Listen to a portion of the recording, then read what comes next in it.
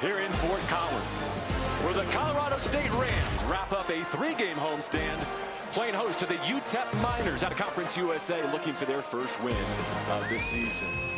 And with Mike Golick Jr., I am JB Long. Hope you're having a great weekend, everyone. Thank you for spending part of it with us.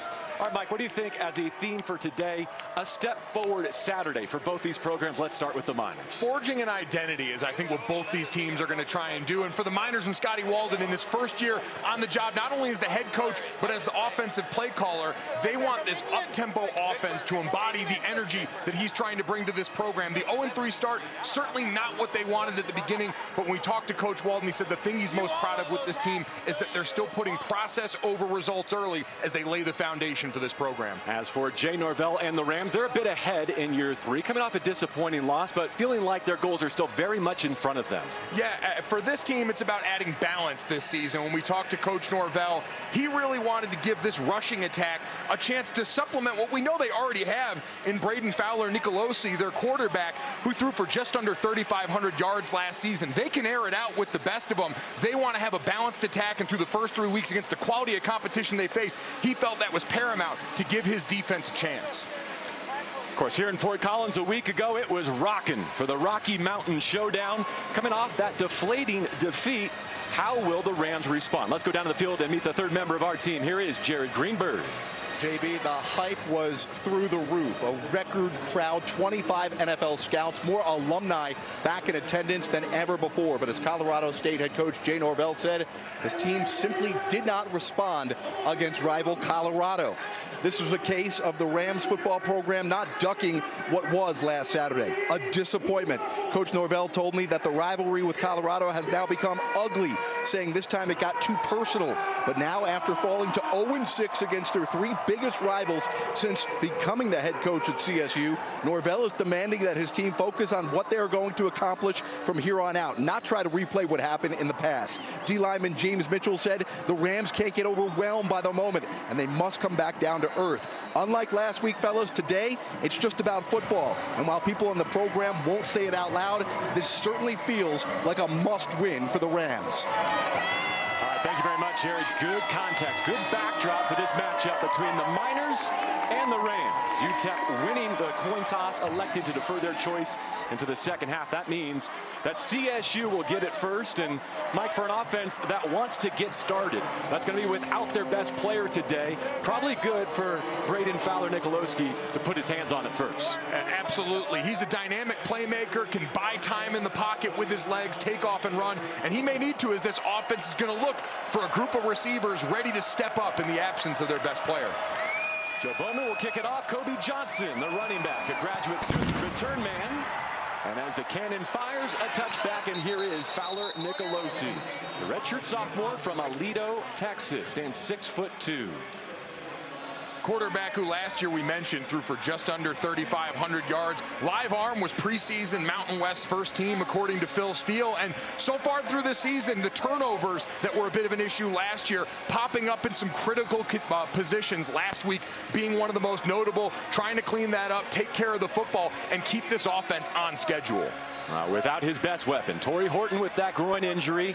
Coach Norvell saying probably should not have played last week against the Buffs, will not play here today. The bye week next for the Rams, who are in their home white uniforms, their 4th look in as many games. Caleb Goody gets the first touch and running through tackles. Listed as the backup to Horton, so no surprise they go right to him. Nate Diamond has the first UTEP tackle.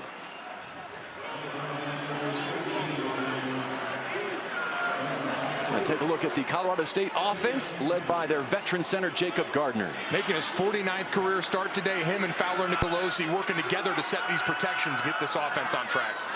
Avery Morrow with that second effort appears to have the game's first down. These are the state pride uniforms, by the way, mimicking the great state flag here in Colorado, redesigned this year. And a little tempo of their own, which we'll see plenty of for UTEP on the other side as Colorado State tries to capitalize on that first down. Fowler-Nicolosi flanked by 2 backs. He's coming off his 6th career game with multiple interceptions. Ball security at a premium today. Full send down the right numbers and incomplete. Beyond Caleb Goody, the sophomore from Louisiana. He was the first person Jay Norvell mentioned, didn't he, with Horton out. Wide open on this one here. You see UTEP showing blitz, backing off only to rush 4. Plenty of time and space in the pocket, and Fowler Nicolosi just overthrows his open man. A little overzealous out the gate.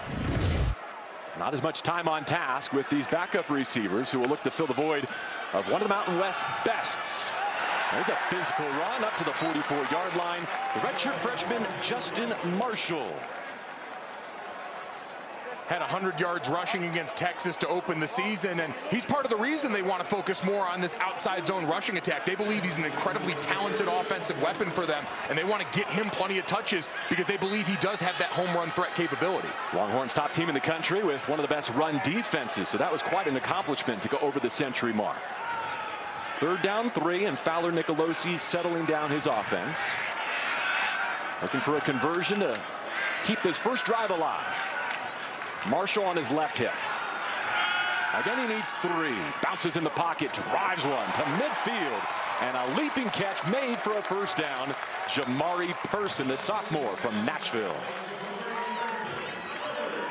Able to win against Xavier Smith in coverage as we take a look at the UTEP defense with coordinator J.J. Clark.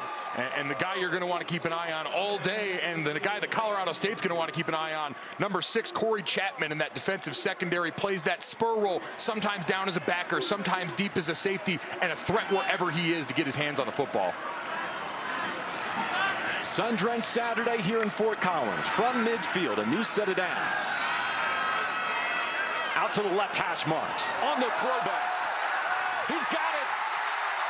To the ground to make the catch, Jordan Ross. His 2nd of the season, and the freshman has the Rams in the red zone with 36. We talked about all the outside zone that this Colorado State offense wants to run. So this time they get the offense and their quarterback rolling out to the left. And I quite honestly, JB, didn't think he was going to have the arm to get this all the way back across the field. They feed Marshall. And he stood up. May have lost a yard or 2. Let's take a look at the route from Ross. Coming all the way across the field. In that second level, you see him stick his foot in the ground and run right past Oscar Moore in that secondary. And again, coming back to make that catch, but a great job. Fowler Nicolosi rolling all the way to his left and has a strong enough arm to get that back across the field and set them up for a trip inside the red zone. Redshirt sophomore signal caller starts 3 of 4 through the air. Got a trips bunch to his right. That's Vince Brown, the 2nd, the tight end, in a 2-point stance left. Person the motion man. A lot of window dressing. And barging ahead, it's Justin Marshall to the 7. Diamond brought him to the turf. And you mentioned all that window dressing. It parts the Red Seas in the middle of this defense. You see the linebackers running every which way. Standing flat-footed was Nate Diamond in that back end. And it gives this running back an easy chance to set up a 3rd and short. Much more the feel, the vibes that Matt Mummy and the Rams wanted to open their day offensively. We'll show the pistol look here with Marshall to back. Fowler Nicolosi ready. 3rd down, he needs 3. Claps for the snap. He'll trust Marshall. Could not get through that right side. Big time run stuff for this UTEP defense. And it was Bryton Thompson, a redshirt senior from Houston, Texas, to make him snap it again. Great job right at the point of attack, running that zone to the right and working off of the right tackle's block. Aaron Karras is, we've got the jumbo unit out now for this Colorado State offense. Going to go for it, 4th and short, down in enemy territory. Love the call here, JB. Continue to set an aggressive tone on a drive where your offense is efficient this entire time. Avery Morrow is the new back for Colorado State. For the Rams, the 10th play of their opening drive. 5 minutes in, they'll hand it off. Right side run, needs a yard. It'll depend on the spot. The 4 was the line to gain. Corey Chapman, who has 3 straight games with double-digit tackles for the Miners, thinks they've taken over possession. Instead, it's 1st and goal. And this is one you saw penetration almost right away from UTEP on that backside. Forced the running back to get horizontal, but a great job there by Avery Morrow, putting his foot in the ground, getting up into his offensive line and getting them a 1st and goal opportunity. Still Morrow behind Fowler Nicolosi. From the 4 in the right hash, 11th play of the drive, it's 1st and goal. They continue to pound the run. Morrow to the 2. Bryton Thompson grabs another tackle. And there's no smoke and mirrors right now, JB. 2 tight ends out in the field for Colorado State on offense. Plenty of downhill action. This is where you have to watch out for someone like Vince Brown, a little more of that athletic body type in there at tight end, maybe sneaking out the back door a little bit like we saw on that big throwback. Just on the left of your screen there, now in a 2-point stance right, it's Vince Brown, the player that Mike mentioned. They keep it on the ground. And how about that for a weight room touchdown for the Colorado State Rams? First touchdown on an opening drive this season. A statement to begin Week 4 Saturday. And forget all that stuff I said about passing. If at first you don't succeed, try again. The same 2 tight end look. This time you get Peter Montini coming across in motion. And look at the kick out that he gets at the 2nd level. Allows Avery Morrow to cut up underneath again. And this time, much more space to operate in. And the first one on the board for Colorado State today. 12 plays, 75 yards in just over 6 minutes. That felt like a flex, Golick. Absolutely. They wanted to empower this offensive line to be a big part of the rushing attack this season. What better way than to give them opportunity after opportunity, especially down in the low red zone. Jordan Noyes takes on the extra points and spilling into the end zone for the 2nd time this season. The graduate student from Seattle, Washington, Avery Morrow. Always just a lead, I never change. It's about this group man playing with what it says on that damn helmet. Unity. Unity's the what? Hey, playing our brand of football. Fairness, fast, great. Precision. I said precision. Let's get the boys up, y'all, man. Try to do something. 34-year-old Scotty Walden, first-year head coach of the Miners. He does not lack for juice as the 2nd youngest coach in FBS behind Arizona State's Kenny Dillingham. Brian Hansen kicks it off, and it'll be a touchback over the shoulder of their dangerous return man, Cam Thomas. And that'll give us a look at Skylar Locklear, like so many of these Miners, following the head coach from Austin Peay. Leading Conference USA in completion percentage, 3rd in passing yards so far. He's the point guard at the helm of an offense that wants to get up and move. And we know the big focus today, coming off of last week for Scotty Walden calling the plays, 3rd down in the red zone, feeling the flow of the game as they want to get up and hurry. Javon Jackson, a redshirt junior, is their featured back. He motions to empty. Marcus Vinson, the tight end, going over to make it a bunch of 4 into the boundary. That's where they throw it. A little quick game as they spit it out for an early completion with Kenny Odom, who's coming off a career-long 60-yard touchdown last week against Liberty, the favorite in their conference. This team and this offense are going to use the full 53 1/3 of this field to try and spread out Colorado State defensively. Already a sense of the speed with which they operate, stumbling into the line and taking his 2, Javon Jackson, whose usage rate leads the conference.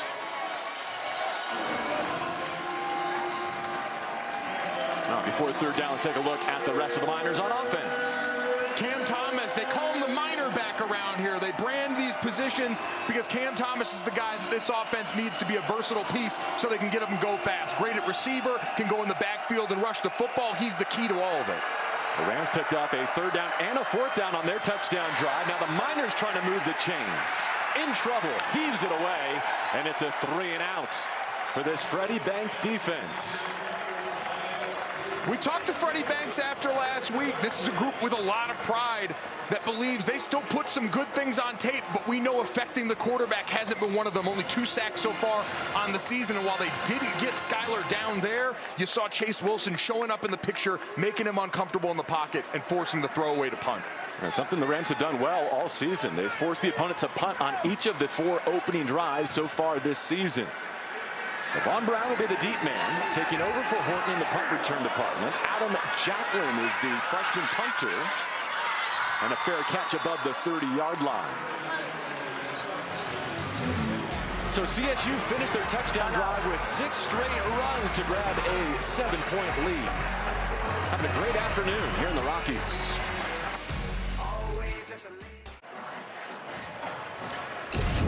Mountain West football on True TV is brought to you by Progressive Insurance. Protect the stuff you love with Renters Insurance. Jared Greenberg, Mike Golick Jr., JB Long with you on a 70-degree day here at Colorado State, where the Rams are looking to get to 500, pick up their second win of the year as they finish a 3-game homestand before their bye. They marched down the field 75 yards for a touchdown, capped by a 2-yard Morrow run. It's Vince Brown in motion and an end-around toss with blocking out in front. Oh, he ran into his own man, Caleb Goody. It's Savion Henderson, otherwise he would have housed it. Had everything you wanted in the lead up to this on the reverse. We saw the motion before the snap with Vince Brown and the safety toggling on that back end. They knew they had man coverage, and so they were able to increase their angle at the start of the snap. Unfortunately, the big fella just a little bit too big a target out there in space. Limiting the gain to only 25. Short set, Fowler, Nicolosi steps up and picks up a few. Nate Diamond covers him up. He's their dude on defense. His effort on tape jumps out when you watch the Miners. No doubt you've got him, more the sideline-to-sideline guy. Dorian Hopkins, number 41, next to him. He's got the neck roll. He's big. He's downhill. More of your old-school linebacker. BFN against the blitz will hand it off. Spin move. Gets the 40, but not much more. Dorian Hopkins wraps up the tackle.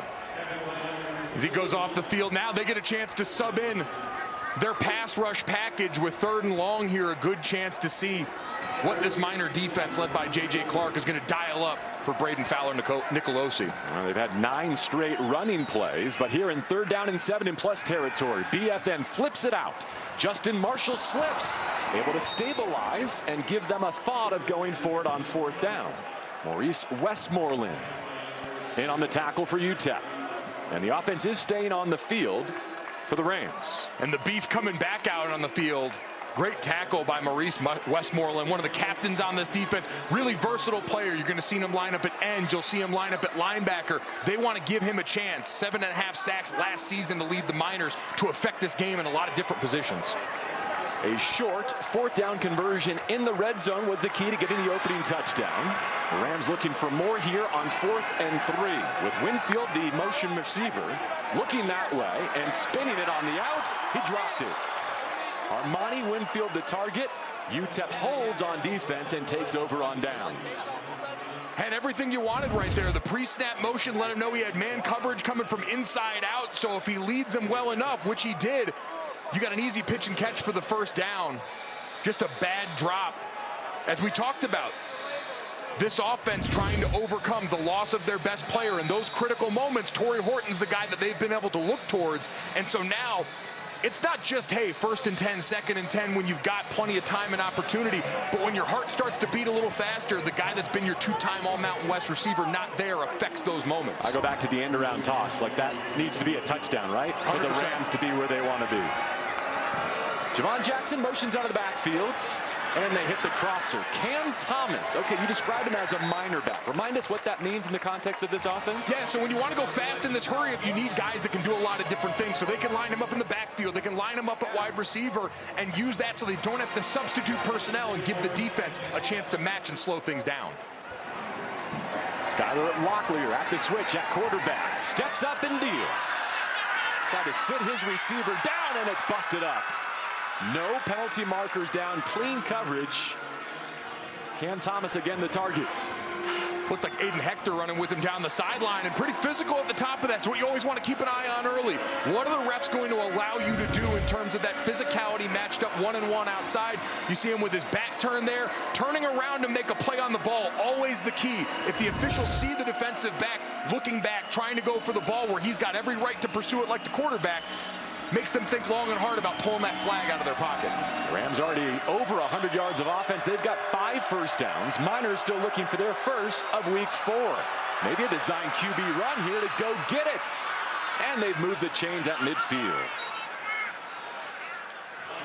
And a great job by Skyler Locklear. They laud his toughness in this offense. Yes, some of the mistakes there and throws he certainly wanted back after last week, but they don't question the edge that he gives this team at the position. You see right here, empty out the backfield, nothing there right away. So tuck it and run, great ball security, and then lowering his shoulder to make sure he gets over that marker. And Mike, his rushing stats don't look great because the sacks count against him, but he's plus 130 in terms of yards gained with his feet.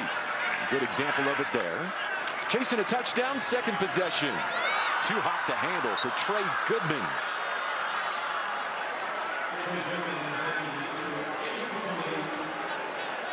UTEP offensively stalled out last week in a well-played game against Liberty, but they were 3 of 14 on third down. They didn't score a touchdown on 3 offensive trips inside the Flames' 25-yard line. How do they go about solving that week over week, Mike? Yeah, you know, we talked to Scotty Walden, and he mentioned part of that's on him as the play caller. He worked extra in practice on making sure when it came to those third down decisions, as we get a big play made in the backfield here. Rams selling out, swarming the quarterback, and they've got him back at the 41. -9 on a huge tackle for loss. James Mitchell leads the Rams to the ball.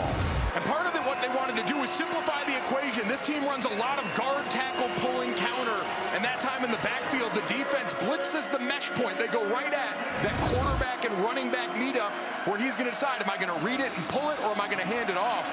And made that decision to lose no matter what. A great aggressive play by Colorado State on defense. Disruption, such a focus for CSU this week. A good example of what they're hunting up here before their bye. Long way to go on third. More pressure. Locklear spins out. Up against the sideline. He steps out. Freddie Banks, defensive coordinator, Jay Norvell, and the leadership for the Rams, liking what they're seeing with the pursuit on defense. Kennedy McDowell this time. Personnel-wise, they lost a lot of sack production from last year to the NFL. And Noor Gatkuth, a guy they think that has some juice in the pass rush, still working his way back from injury. But that time there, Cam Baratow coming off the edge. They thought this matchup against the offensive tackles for UTEP was an area they might be able to find success. And they're on a 4-man rush, a great example. Adam Jacklin, a former Aussie Rules footballer and a commercial pilot. When he's not kicking for UTEP, sends it down the length of the field to LaVon Brown with a fair catch. Both these teams looking to step forward, get their season on track. UTEP hunting their first win. The Rams trying to get back to 500. Glad you're with us from Fort Collins on TNT Sports.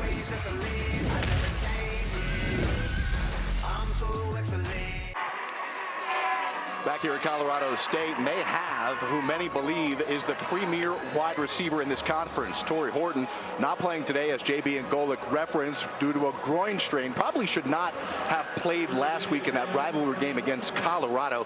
But guys, he is somebody who many thought was going to go to the NFL last year, came back this year to increase his stock, partly by adding some muscle, adding some weight to be stronger. And guys, they think this week off, plus next week with the bye week, they're going to get a much stronger Torrey Horton coming back after that, fellas. All right, thank you, Jared. Turning to Justin Marshall and their running game largely in the meantime. You know, you raised an interesting theory this week as you take a look at what they're missing without Torrey. Clearly, they can't go to where they want to go without him, but what is the Ewing theory for our basketball audience, and how does it apply to the Rams? Yeah, when all of a sudden this UTEP defense can't cue in on one player that they want to force the ball to in so many situations where, hey, even when Torrey Horton's not getting the ball, he's a huge part of buying up the defense's eyes. Now all of a sudden you have to account for a bunch of receivers, a lot of whom are green in this offense, and where that might spread around from your quarterback, Braylon Fowler, Nicolosi. So just a little more to account for, maybe widens your eyes a bit and gives this offense for Colorado State an opportunity to surprise them. That's where his decision to come back for more with Jay Norvell here as head coach. He knows that he can grow and get to where he needs to be for next spring's draft. Norvell, one of the foremost receiving authorities in the sports. BFN, under duress and decked. The Orange Swarm gets home. Lance Russell with a sack of 7 yards, and he knocks the Rams offense off the field. Yep, you're going to watch right in the middle of the screen. 26 comes all the way around, a pirate stunt. You get both the ends crashing down. They shorten the edge for him and comes home for a great hit on the quarterback to force this punt. Lance Russell showing up in the picture big time.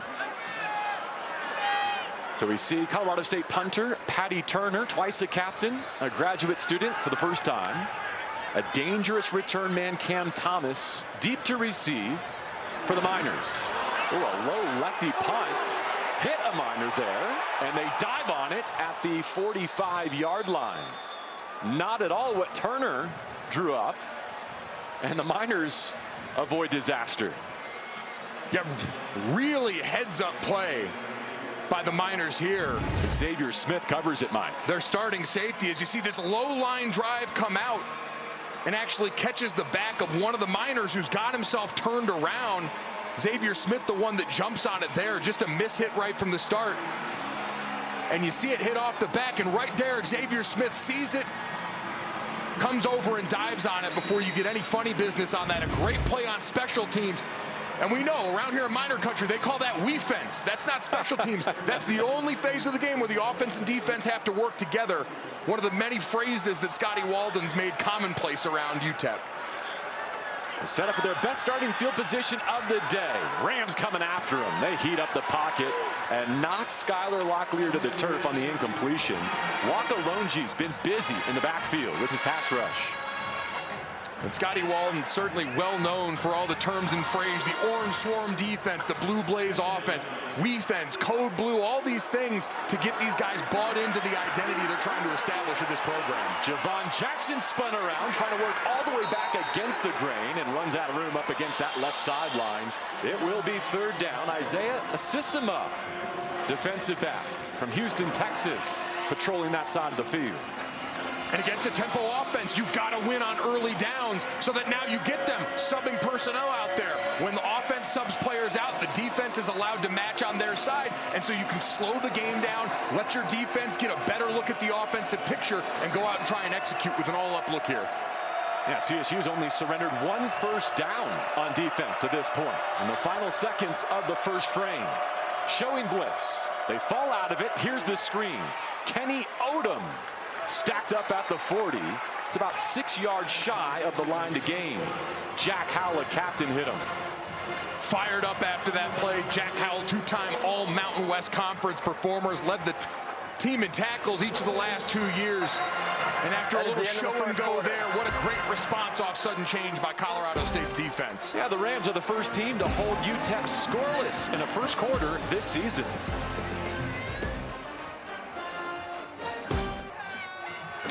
All right, Coach, after one quarter of play, you were looking for a good response from your team. How would you assess how they came out?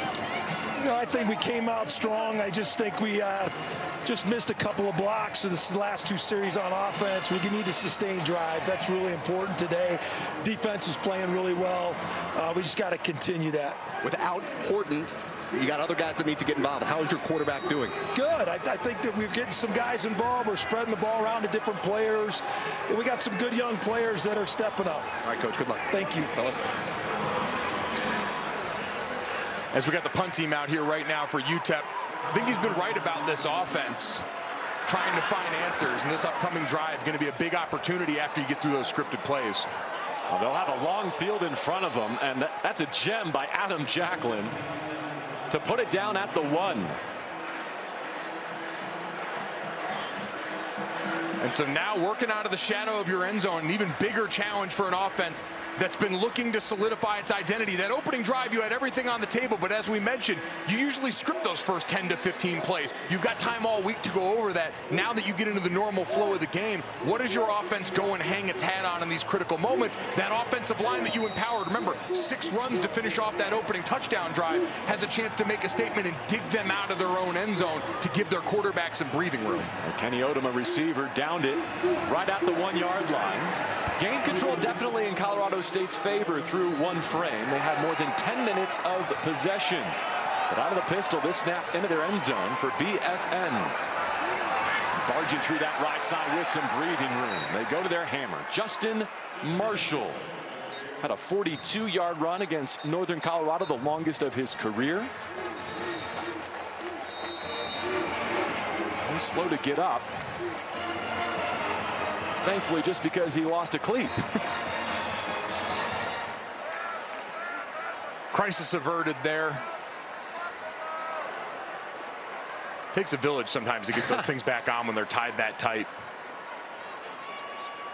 Once again, for our basketball audience, Justin is from the same high school, Merrillville High School in Indiana, as Spurs head coach Greg Popovich found his way to Colorado State, where at the end of last season he averaged better than 100 yards per game over their last 3 contests to kind of establish himself as their new lead back. Yep, averaging 5 yards per carry over the last couple of weeks, although the yardage totals have gone down through each of the first couple of games. What do you attribute that to? Is that defense is keen on him, forcing Braden and Fowler-Nicolosi to beat them through the air, or just the caliber of competition? All the above a little bit. Obviously, coming out of the gate when you're playing against a team like Texas that overmatches you personnel-wise, we talked to Jay Norvell. You want to put the ball on the ground, try and control the clock a little bit more to keep your defense off the field. But once you see and establish him as a threat, everyone else is starting to eye him up and circle him in the game plan early in the week. Gain of 4 leaves second down and 6. Miners creeping. Selling out against this run. What a cut into the hole. Beautifully done by Avery Morrow. He's got a touchdown and he's got a 20-yard run. Oscar Moore, Amir Boyd Matthews combining on the tackle. UTEP creeping up early, and you see the pressure come down off this left side to start. And the offensive line does a great job sealing it there. Savion Henderson at left tackle gives him a look.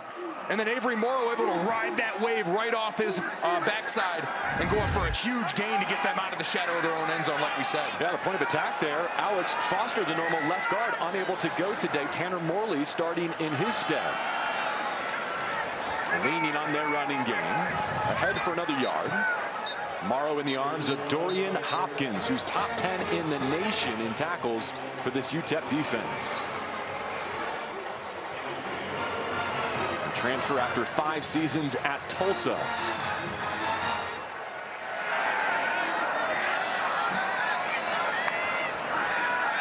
Fowler-Nicolosi out early to the flat. That's Morrow, and he's got the defense out leveraged for a first down. So Braden Fowler-Nicolosi just kind of playing point guard so far. We've seen him take a shot vertically, but now that they're off script, kind of just taking what the defense is giving, and he's proven in this month of September he's willing to check to runs if the box count is right, Mike. Absolutely. When we talked to the coaching staff, Matt Mummy, their offensive coordinator, said that was one of the things that he had been most impressed with, his control of the game and command at the line of scrimmage as we get the great run after catch from Amani Winfield. You want these offenses to slow down so you can talk? I feel like there's not enough room for you to no one needs to hear all of your knowledge that you've accumulated this week. These great players out here doing their thing. And for Fowler-Nicolosi, this is a little more of a throwback to last year. I thought this season you'd seen him knocked off his point a little bit more, holding onto the ball a bit longer. It's nice to see it coming out so quick. Now, when he led the Mountain West in total offense, hit in the backfield, Kobe Johnson looking for a way out. This will go for a loss. Let's say -2 for the graduate student at 5'9". Out of Georgia. He played 4 seasons in the championship program at North Dakota State, rushing for over 2,500 yards. Tonga Weha in on that tackle along the defensive front for UTEP.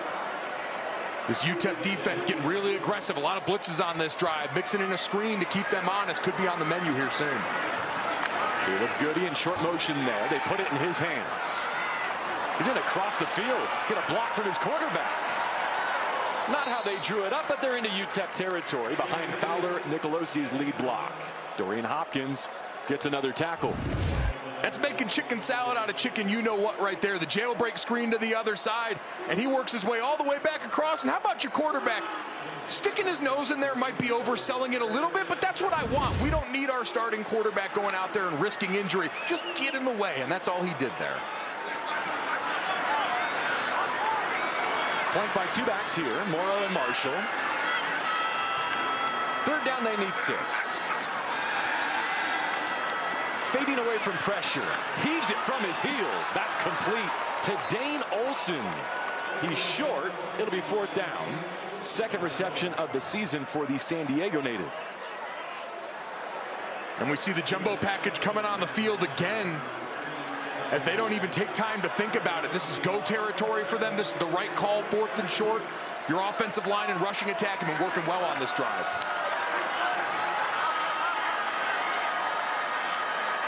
Marshall in position for a direct snap. Wow, what a stop. The Miners hit it right at the point of attack, and they take over on downs again. Xavier Smith and Kyron Duhan with a turnover on downs.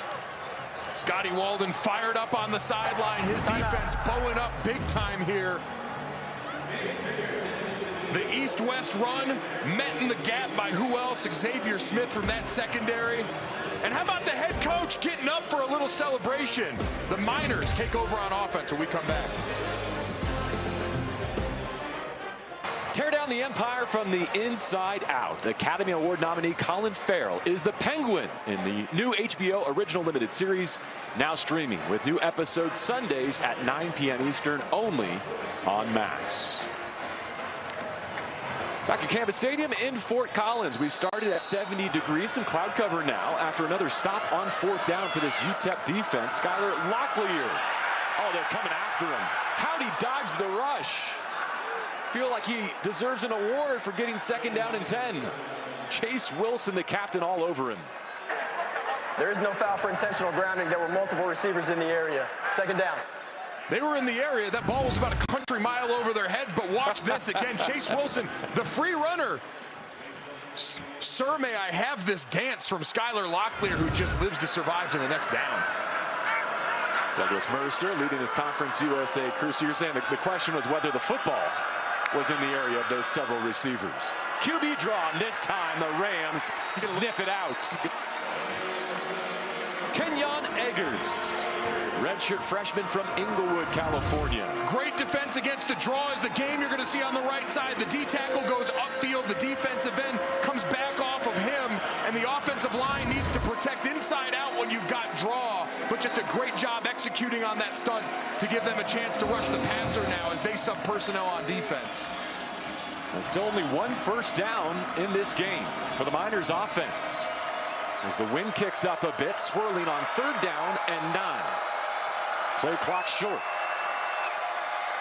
Back to pass, Locklear has time to spin one to the sticks. Big time first down conversion in the hands of Kenny Odom, who's got receptions of 40+ yards in back-to-back games for this UTEP offense. Great job protecting. Max protection in the backfield, the running back helping out on the right side, only 3 rushers, and then looking it in and getting that big first down for this UTEP offense. Needs to see the ball go through the basket a bit. Well, Javon Jackson with the carry, and they need to move the sticks, right, to get to the tempo and the rhythm that they want to start to lean on this CSU defense. They've just been unable to get the first down. And operate in the middle of the field quite a bit today. Off the play fake. Locklear, vertical. Bobbled and caught. They say it's secured. Cam Thomas to the 13. Look at Javon Jackson in the backfield, sticking his nose in the big D lineman's chest, Cam Baratow, to help that play get off and all as he takes the carry here on first down. That's a 0, but the catch was good for 27 for the leader in Conference USA in catches and all-purpose yards, Cam Thomas.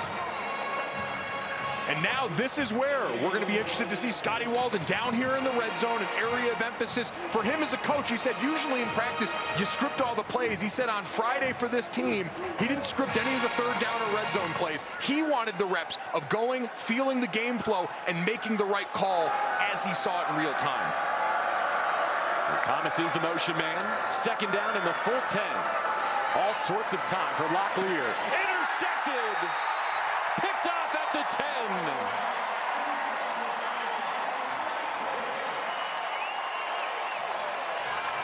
And Skylar Locklear just too focused in on his target here.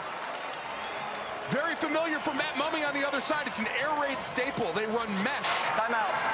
On that play. Felt like it was Chris Jackson driving on the ball.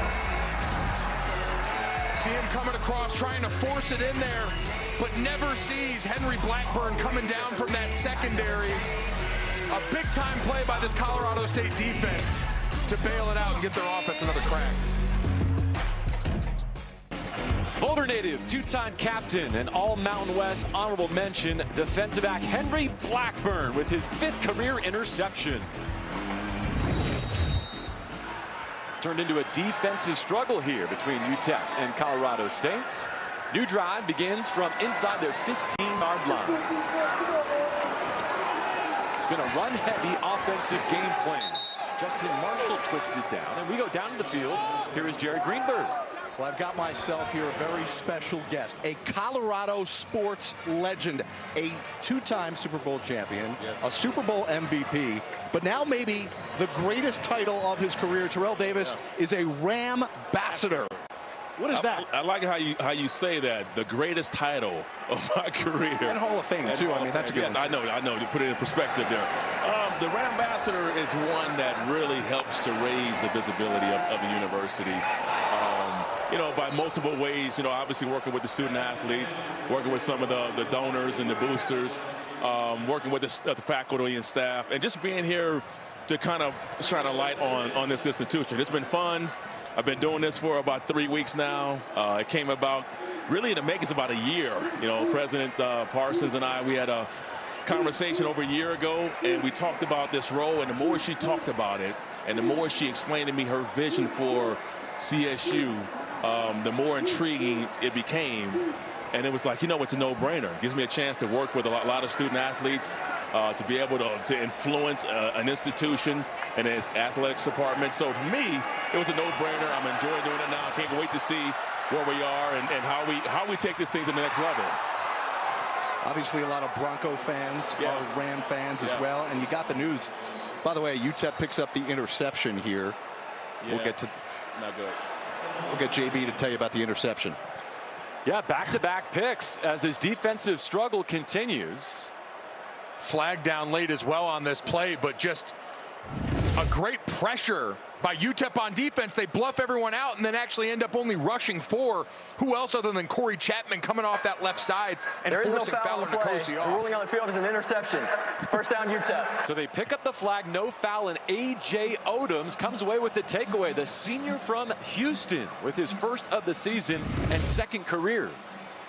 A team-high 8 pass breakups last season.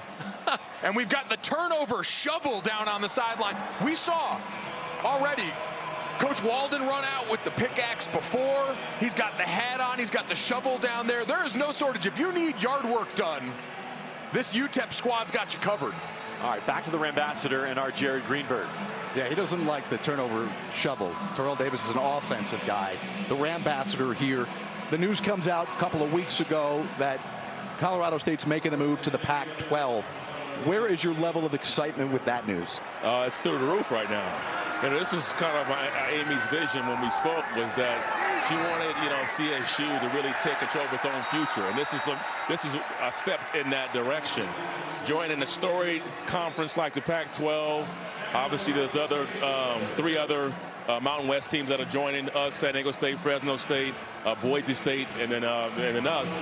So to us, we're excited about this new chapter, right? And it's really, again, CSU taking charge of that, saying, hey, the vision that we see for this program is aligned with what the Pac-12 has in mind. And I couldn't have asked for a better outcome, a better conference to be in.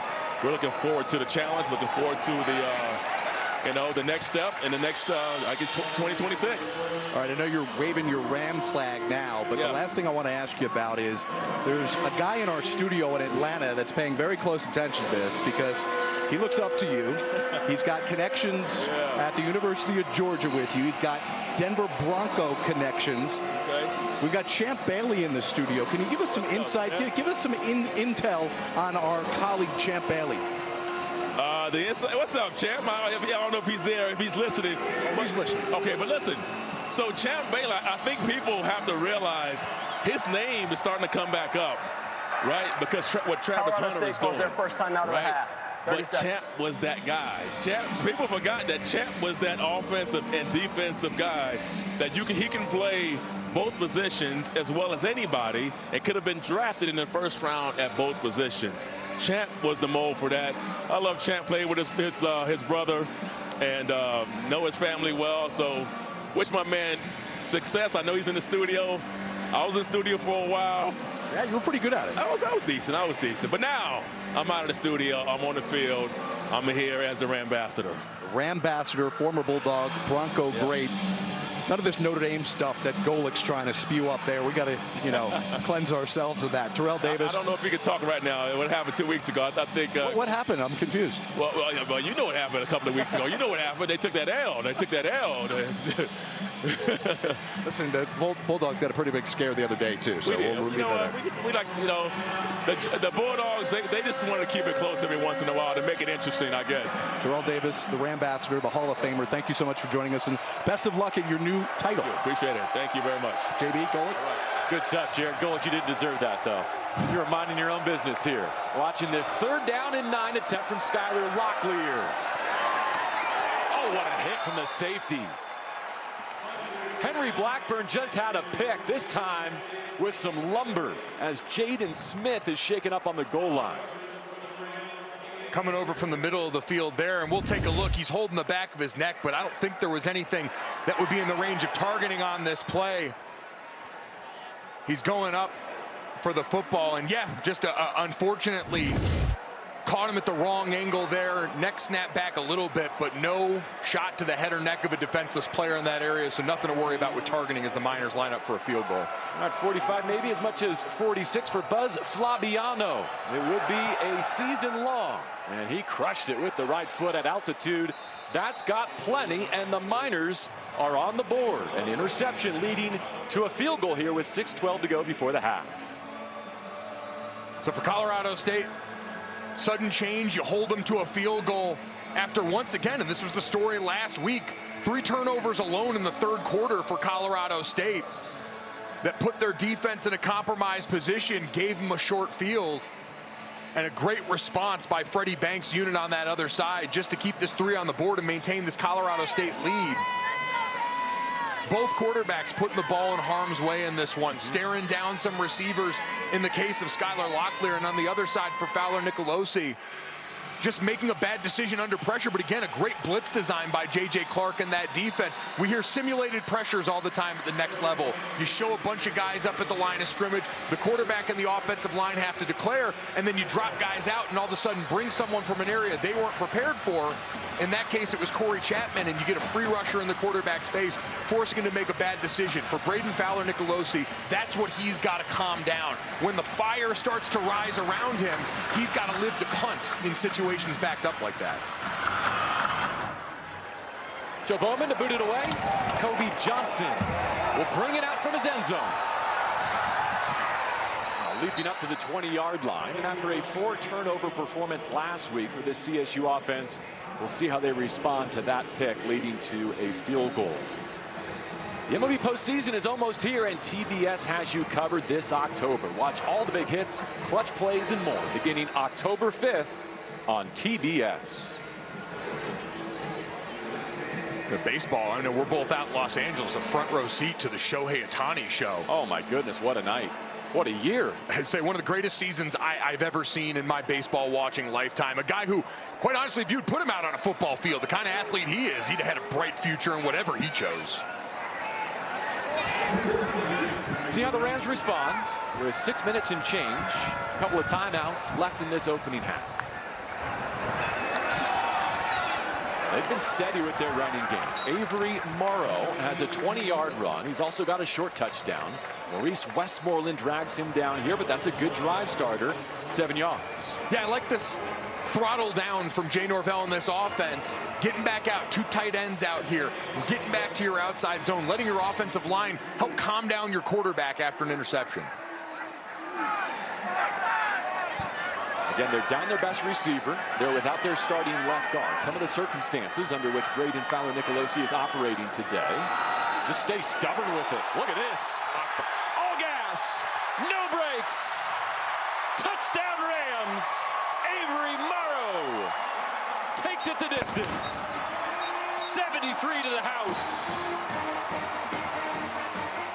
In a time of crisis, who better to follow than good old-fashioned veteran beef up front? We talked about Jacob Gardner, your center, making his 49th career start. Your captain up front. And when we get this replay, you're going to see him right in the middle of the line of scrimmage, climbing up to the next level, getting the block necessary to help give Avery Morrow the look. You see the big fella right up there, getting the linebacker sealed. And and then nothing but daylight in front of Avery Morrow. The noise for the extra points. We've not seen Keegan Hollis today. Part of the three-headed backfield. That means more opportunity for Avery Morrow. And has he ever taken advantage of the additional touches? We talked to Jay Norvell. This outside zone is something they wanted to get good at, and part of that's timing right there. Jacob Gardner's got so many reps underneath him. That defensive tackle moves to the left. He gets a little shot going up there and then just stays in front, gives his running back options, and nobody at the second level in sight. Been a big day for Avery Morrow. He's been up some critical spots in short yardage for them down in the red zone, but showing off the burst in the open field as well. That's against a UTEP defense that stuffed the run pretty well last week against one of the great rushing teams in college football. You have to have a double chin strap type of day when you go up against Liberty. And here they come to Fort Collins, and the Rams are running right through them. No doubt, Liberty a season low 187 yards rushing, which again, that's by their standard, otherworldly. And for this UTEP team, that was a measuring stick game in Conference USA that they fell short of there. You know, Scotty Walden hasn't run from that. It hasn't been good enough for them so far. He talked about winning all these little moments. That shows up in the field right there. You get one or two guys out of position, and all of a sudden, a home run coming from Colorado State. There's Brian Hansen, their redshirt sophomore, a Texas native. He'll tee it up and kick it away to Cam Thomas, who has a 94-yard kickoff return on his resume back in 2022. So the Rams got a touchdown drive of 75 yards to begin their day on script, leaning on their running game for the final 6 plays of that march. Now they get explosive with a gash, courtesy of Avery Morrow. And a 14-3 lead.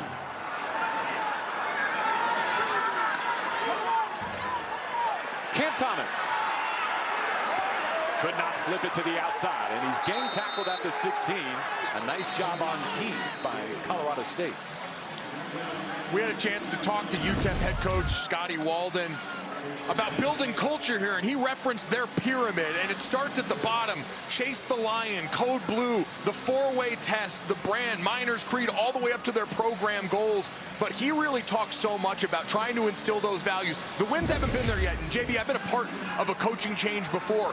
It's about coming in and getting buy-in, and the one thing that's helped him install all of that early on, and install is the right word. They took time in spring ball away from the field to make sure those things are there. The 11 transfers that followed him from Austin P, who know what he's about as a coach. Let's see how they respond with the completion to Trey Goodman, who was with him at Austin P last season. Scored 7 touchdowns through the air. So there's that element, right? Kind of stepping up from FCS to the Conference USA. There's also a nice El Paso local flavor with 21 locals on the roster, but this is kind of their nucleus as they build culture, to your point. Locklear trying to spin out of the pocket. Rams running after him. A redshirt sophomore sprinting back to the line of scrimmage. And the Rams will have a chance to get off the field on 3rd down. There's Boom Jock in pursuit. He's got, they're really excited about Freddie Banks in this defense. Big guy, 6'4", 235, career-high 12 tackles last week in the loss to Colorado. They think as he gets more reps next to their captain, Chase Wilson, who helps him get lined up, get to the right spot, and is just a guy he can pick his brain. That athleticism going to keep jumping off the page as they go forward.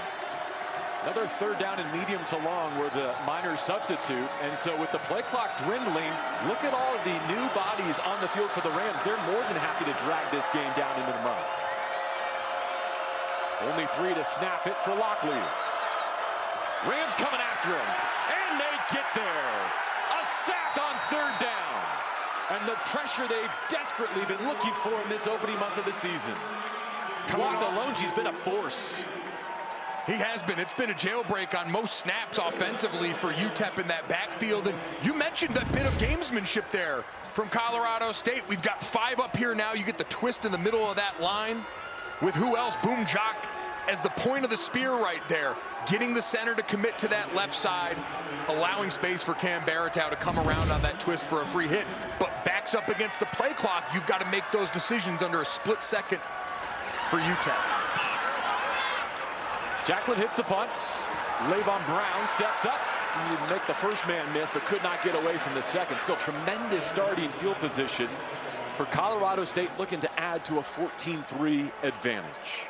And just a reminder for people what we saw there again. You mentioned those guys taking their time coming off the field. When the offense substitute, the defense is allowed to match personnel. You saw the referee sitting in front of the ball, keeping it from being snapped in that play. So as that ticks down, Colorado State's allowed to take their time getting off the field within reason, and that's on the officials to sort of monitor. But then you saw there, 4, 3, 2, the offensive line trying to identify the quarterback, trying to identify pre-snap, and having to struggle as that defense has been imposing their will and being disruptive the way Jay Norvell wanted. Fowler Nicolosi back on the field with his offense. They've racked up nearly 240 yards in these first 2 quarters. Justin Marshall takes the handoff through the left side. And pushing the pile for 3, perhaps 4. Katie Johnson in the mix. All right, let's go down the field and check in with Jared. Guys, Vince Brown, the starting tight end here for Colorado State, is going on just 2 hours of sleep. He landed back in Denver at 8 a.m. this morning. That's because his fiance, Armani Ford, gave birth to their first child at 8:25 Friday morning. He left for Chicago on Tuesday, but he was able to stay ready for the game by getting the installs from coaches, and he mentally went over every single play, so he's ready to go. So, JB, he's not the only one. You're not the only one running on fumes today. Congratulations to him and his fiance. What a week. And how about the mental preparation, staying dialed in as they welcome a daughter to the world. Incredible for him and his now growing family. Congratulations to Vince here. And not only coming off that little bit of sleep, but a heavy workload today. We've talked about a lot of multi-tight end sets. He's been out there mixing it up as a blocker as they've really established a run through the first half of this game. So they're getting their money's worth out of him. Maybe it's kind of like you, JB. You're coming out here. It's not quite a flu game, but, man, your senses all heightened right now with like 2 hours of sleep, the two of you. We hit the 2-minute timeout. It's been bananas here in Fort Collins. A defensive struggle turned into some offensive fireworks with the ground game taking over for the Rams.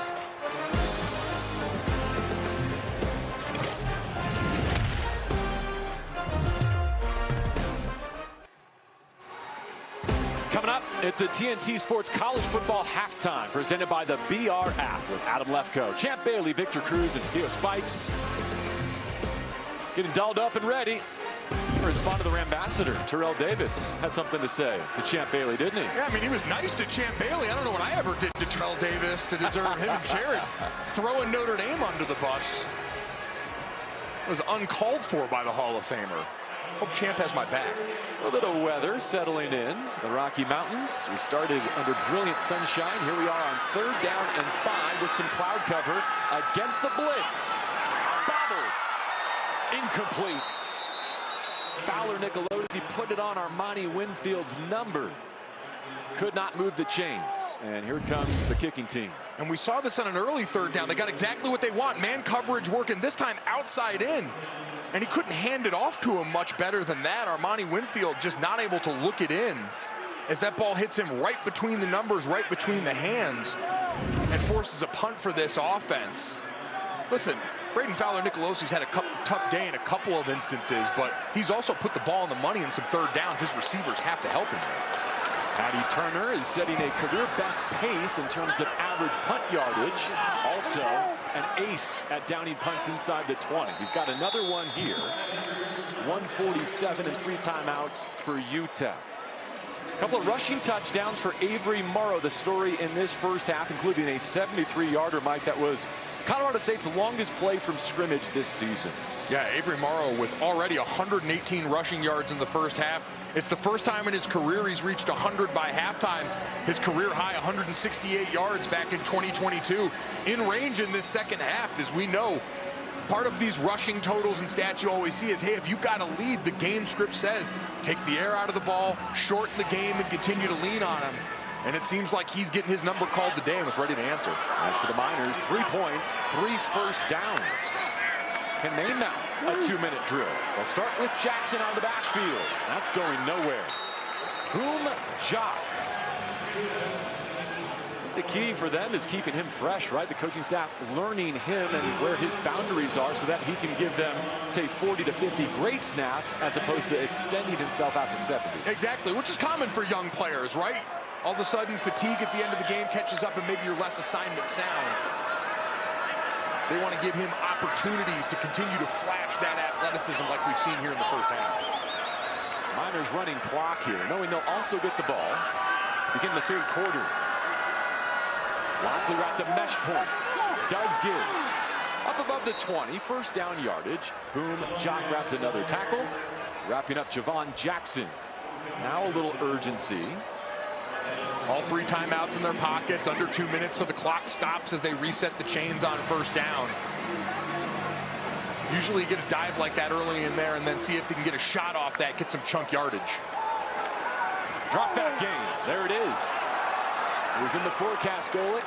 But good coverage by Elias Larry down that left sideline, running step for step with the target. Shout out to the Manning cast on that one. Last week heard Eli, Peyton, and Matt Ryan from the Falcons talking through that final 2-minute drill, and they said, you want to get that first down, you want to avoid taking the sack in that play, and you need chunk yardage at some point to jumpstart the rest of that drive. UTEP trying to go after it there as we see the pistol. This may be them waving the white flag, get ready to hand this off. Down 2 scores heading to the half, and will receive the second half kickoff. Jock hitting Jackson on another run. And it does not look like they need to snap it again. Picked 9th out of 10 in Conference USA. The UTEP Miners from El Paso still looking for the season's first win. They had some good moments in these first 2 quarters on defense in particular. The rushing attack of the Rams, too much. Avery Morrow leading the way.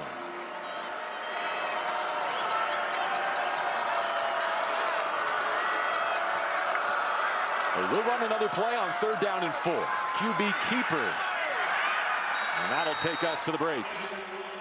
Wakalonji with the tackle out on the edge. It was a disruptive half on defense for Colorado State. Another step in the right direction. Jay Norvell set the tone going into this week. We want to continue to be balanced on the ground. We need our defense to get after the quarterback more.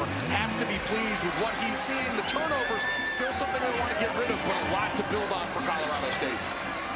3rd of 3 straight home games for the Rams. Their open weekend is next, and after 2 quarters, they've got a 14-3 lead over visiting UTEP. Our halftime show is next on TNT Sports.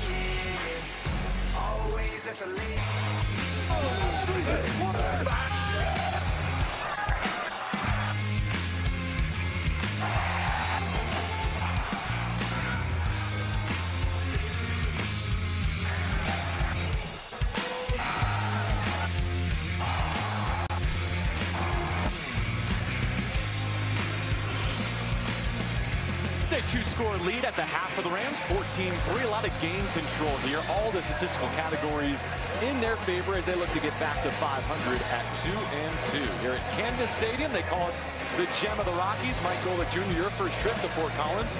How about this view?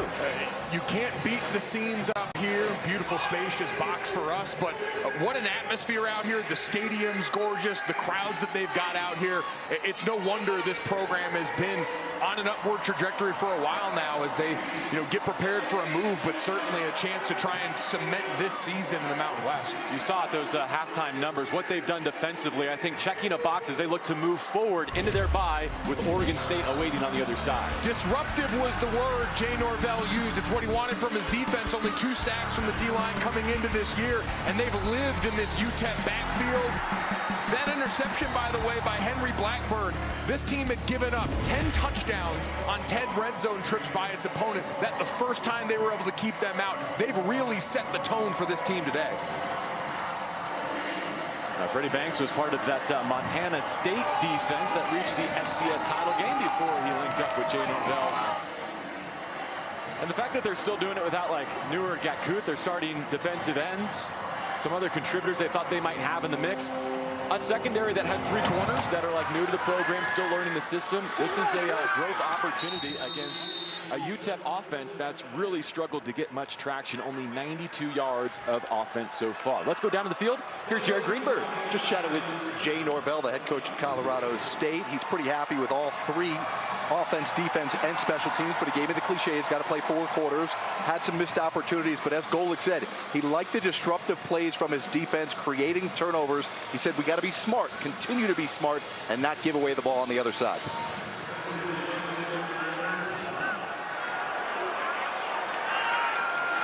Only a field goal to show for their efforts in the first half for the Miners against that Rams defense. Locklear, as time runs out, able to find Jaden Smith.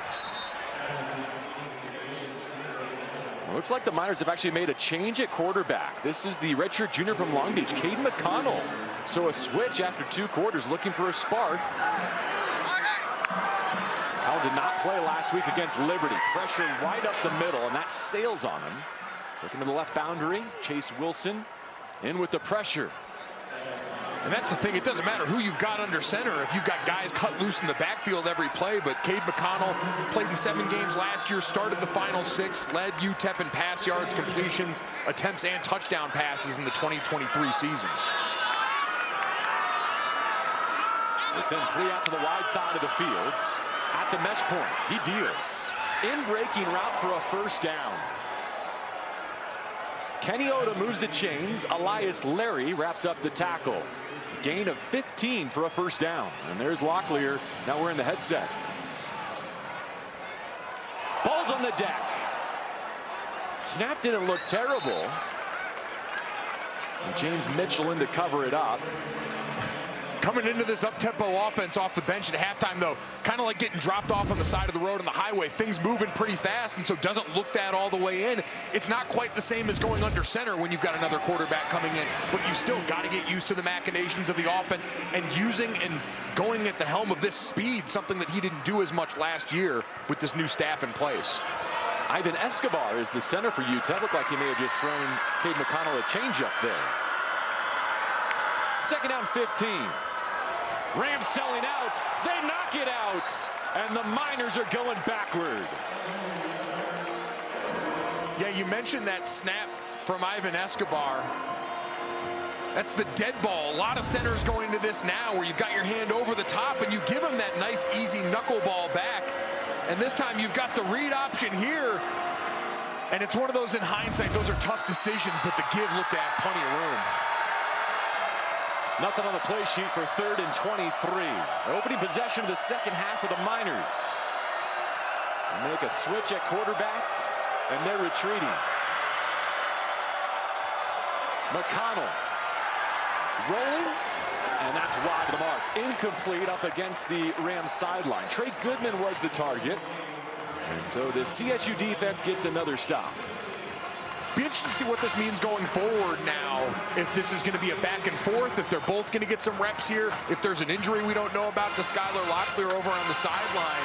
Because that first drive, those last 2 plays, one, the center quarterback exchange mishandled, and then the second one, a read mishandled by the quarterback. All areas that are affected by a guy coming in cold off the bench.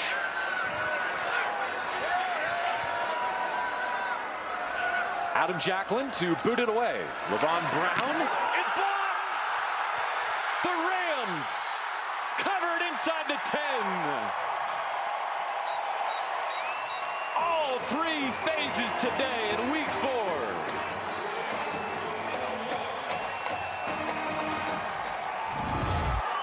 Right up the gut here. Only 2 guys back in that punch shield. And so you see number 81 able to get right past. Normally, in a lot of these spread punt setups, you'll have 3 guys back there. That time, everyone overloaded to the left side of the punt formation, leaving plenty of space for them to sneak in off that back edge. Look at Dane Olson celebrate. Backup wide receiver. And recovered by Owen Long. First block punt for CSU since the Utah State game in October of 2022. So not only the defensive stop, but a game changer on special teams. And the margin 14-3, but they start on the doorstep with an and goal situation.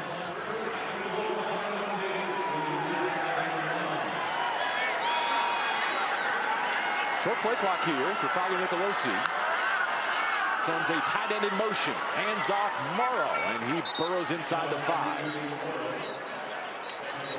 Going right back to what worked for them in their first red zone trip. Get those tight ends on the field. Bring Peter Montini in motion across the formation and try and kick it out as they get a little smaller here with Armani Winfield coming on the field. And this is an area and chance to get your receivers some confidence potentially on a second down shot here. We've seen some drops in pivotal down and distances as they're trying to offset the production loss with Torrey Horton out for the day. Morrow offset left, flips to the right hip of BFN in the shotgun for second down and goal. Miners creeping, showing pressure. Off the play fake. Here's an end zone shot, and it sails through the hands of Armani Winfield. A.J. Odom celebrating his coverage rep. Third and goal. Great sticky coverage there. Armani Winfield, who had the drop at the end of the first half, gets man coverage on the outside. Braden Fowler Nicolosi does a great job using the snap count to see the blitz coming, understanding pressure means man coverage on the outside. I go to the matchup that I want, and unfortunately just not able to sync up with his receiver, which has been a theme for the first half. See what Matt Mummy and Braden Fowler Nicolosi want to do here. With Morrow still the back, third and goal, play clock at 5. Person the motion man. 4-man rush to the end zone. Got it! With a foot down. Touchdown, Colorado State. Winfield climbs the ladder. They got a chance to go right back to him and make it right. We mentioned you want to use this opportunity to instill some confidence here. The motion before the snap shows you we're getting zone coverage. He finds that soft spot in the back of the end zone, and a great job getting that foot down. A little bit of bite on that underneath route in front of him, maintains possession the whole way. A great job capitalizing off the sudden change after the great special teams play. Jordan Noyes tacks on. I think you make a great point, Golick. You identified, could they have just willed their way to the end zone, maybe gone in search of a hat trick for Morrow? Yes, but they were out to do something different here, coming off the game-changing play on special teams. For the first time in multiple years, the Rams block a punt, and then Fowler Nicolosi puts it where only Winfield at 6'2" can get it.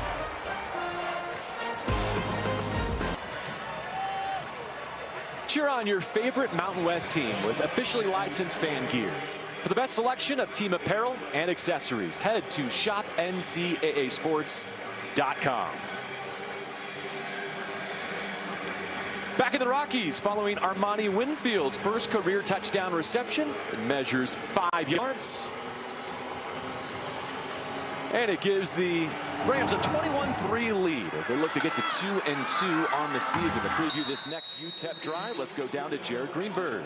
JB, it looks like Scotty Walden made a decision looking for a spark when he changed his quarterback, bringing in Cade McConnell. And when his defense was just on the field, Cade just gave an impassioned speech to his offense. He pointed to the scoreboard and said, guys, just a couple of drives, we're right back in it. Remember, McConnell was the starter for the last 6 games of last season, although he went just 2-4 as the starting quarterback. A second-generation college quarterback. His father, Sean, also playing at East Carolina for a couple of seasons. 3-snap motion here as they get a line. They shove 3 into the boundary. Going to stretch this CSU defense. That's behind Trey Goodman. And collectively, only 9 of 20 passing, the UTEP quarterbacks. It's been a struggle, and it negates the tempo that you want to use when you start off these drives as sluggish as they do, and you see there trying to motion everyone to one side, get an isolation on the receiver to make the pitch and catch easy for your quarterback. Now they stack the targets 2 by 2. Still just a half dozen first downs in this game as they hand off to Javon Jackson. I want to ask you about the corners for this CSU defense, because Freddie Banks was pretty adamant that they played a good game. They were just going up against Travis Hunter, a future first-round pick. Does this performance so far validate what he told you this week? I think so, especially as they get into conference play. They're aware of the teams and the talent they saw through the first few weeks of the season in Texas, in Colorado, but they have confidence in these guys. Dom Jones, a 2-time national champion at North Dakota State. They've been through the fire. 3rd down and 6. Out to the flats. Javon Jackson could not hang on. And it's 4th down again for the Miners. And this is what we talked about with Freddie Banks, their defensive coordinator, though. Winning on 1st and 2nd down, forcing 3rd and long situations like this. You get a full menu there, even if he caught it. Chase Wilson, the captain, running right with him. They're seeing the picture incredibly well by presenting a complicated front on these 3rd and longs to whoever's in there at quarterback, as McConnell, just in his 2nd drive there, still looking uncomfortable in the pocket. One follow-up on the block punt. It was Dane Olson, a reserve receiver. He actually had the last punt for the Rams back in that 22 season. Gonna move the punt as Jacklin does get it away this time. Makes a CSU hop at the 38. All right, so they get a touchdown through the air, but for the better part of this day, it's been the Avery Morrow show. Yeah, when they've had a long way to go on the field, they have ridden the back of Avery Morrow, getting in the end zone early to cap off a first drive that featured 6 runs to finish, and then the home run hit here on outside zone, a play that they've wanted to make a bigger part of this offense. Bill Best, their offensive line coach, Matt Mummy, their coordinator, and Jay Norvell bringing some of that pistol over that allows these guys to get their running backs more of a downhill look and let this offensive line, with the experience of Jacob Gardner in the middle, go and set the tone up front. I mean, the Rams can also throw a 2-back look at this UTEP defense with Morrow and Justin Marshall. It's Morrow motioning. Fake the hitch that way. Extending the play and ditching it. Fowler Nicolosi ran out of time with Westmoreland on his back. There's no foul for intentional grounding. The ball made it to the line of scrimmage. 2nd down.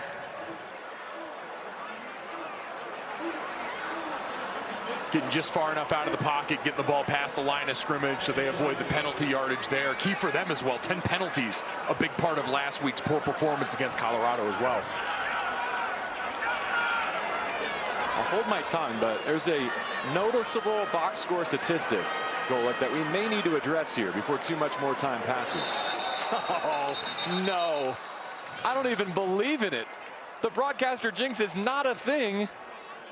But, you did it. Oh my gosh, the first penalty of the game. As if it were scripted, my bad. Ball start. Offense number 68, 5-yard penalty, 2nd down. Drew Moss, that is not you. My friend, that is me. I'm 2,000 career snaps, and I walk into your house and I ding you for one. I'm proud of you for pulling the thumb and not pointing the finger here. You're rolling off very little sleep. You were calling a game last night. You got the Rams game tomorrow you got to call. You're fighting the good fight here, but you're still taking accountability. It sets the tone for the whole crew. I'm proud of you. But, I mean, could we get to the midway point of the 3rd quarter and not mention that there hadn't been a penalty accepted against either team? Behind the sticks now. They set up the screen. Jamari Person turns it up the numbers, and he reaches for the 40. They said that Person is like Torrey Horton. In fact, a clone in one regard. It's his work ethic, Golden. Working on this play here. Need the offensive line to look inside on a screen. The first player out's got the force. The 2nd player out's got the alley inside. You've got to peek for that linebacker coming from inside out, and that's exactly who made the play as 2 offensive linemen ran past him.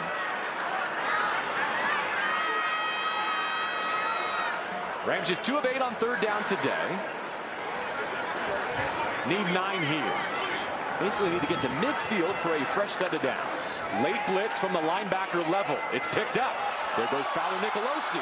Sprinting for a first and slides down in Miners territory to keep the drive alive.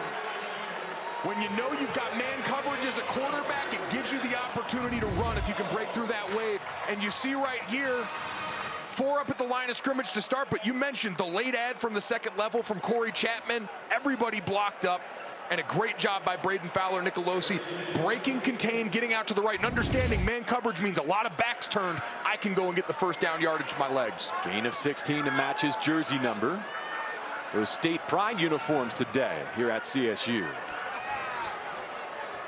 Looking to expand a 3-score lead. They hammer the running game. Look at this crease. Rumbling through the 2nd level, it's Marshall's turn. And again, it's the same story it's been all day for Colorado State on offense. Pressure coming off their left side on this screen. You're going to see the blitz coming there. The offensive line sees it. Savion Henderson again at left tackle gets a great hook. When you're a group up front, you can identify the picture and what you're being presented on the other side and know it's coming. It gives you a great opportunity to make a great crease for your back.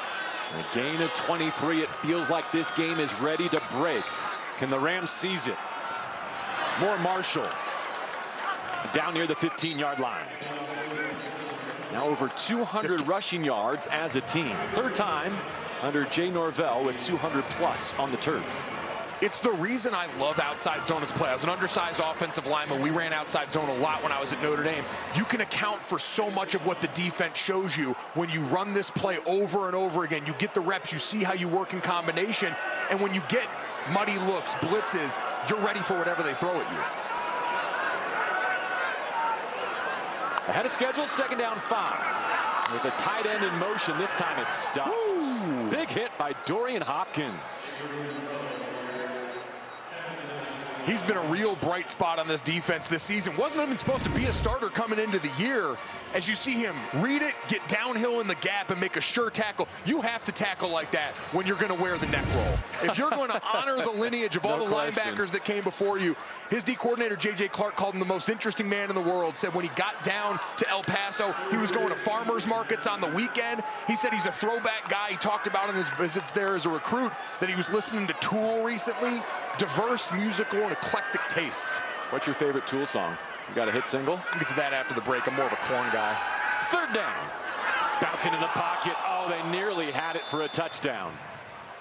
Would have loved to get Vince Brown one, right? Welcome his daughter to the world with 6.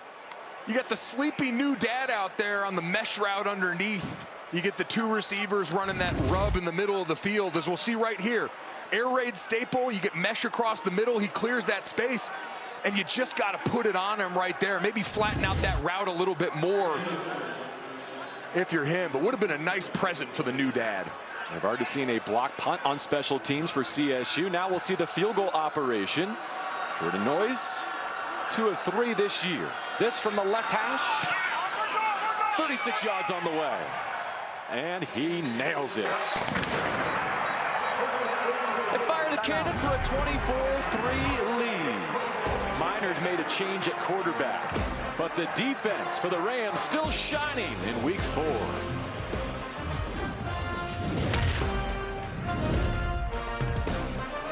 High above Canvas Stadium here in Fort Collins, Colorado. The Colorado State Rams looking to get to 2-2, playing host to UTEP. Coming up next, game 2 of our Mountain West doubleheader.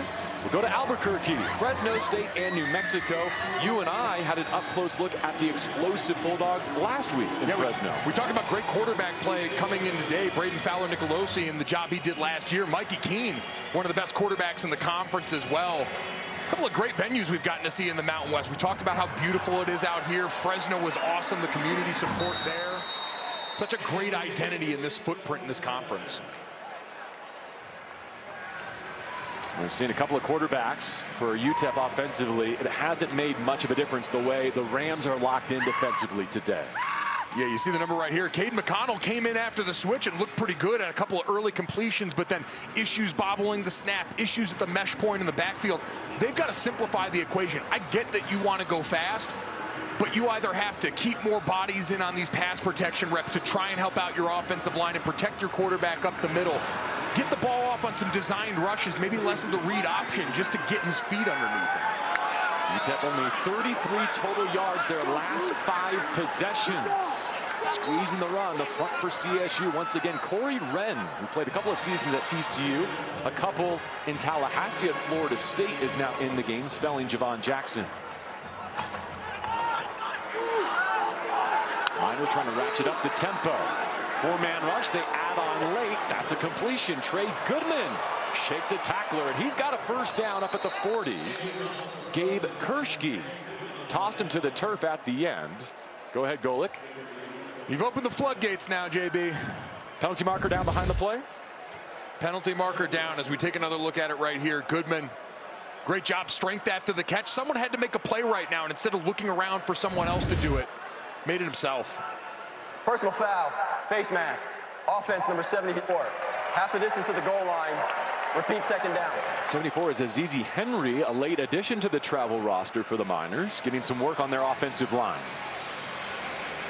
Yep, they had moved this group around a little bit. Isaiah Wright, who had been over on the left side before, over on the right, spelling the freshman who got the start last week, Luka Matamoros, as they try and find the right five up front. And that's kind of the theme right now, right? Searching at quarterback, searching at the offensive line for that consistency. Scotty Walden said, we've got to win every drill every day, win every meeting, because all those little things show up on the field. It sounds cliche, but it really is a huge part of program building to have your house in order off the field, so when you get on, the attention to details there. And Cade McConnell at the controls. We've detailed Cam Thomas as that minor back. Here he is out of the backfield with the catch and run. Debo Samuel will be like one example of what they're asking him to do in their offense, but he's shaken up here. Tackle between Dominic Morris and Boom Jock.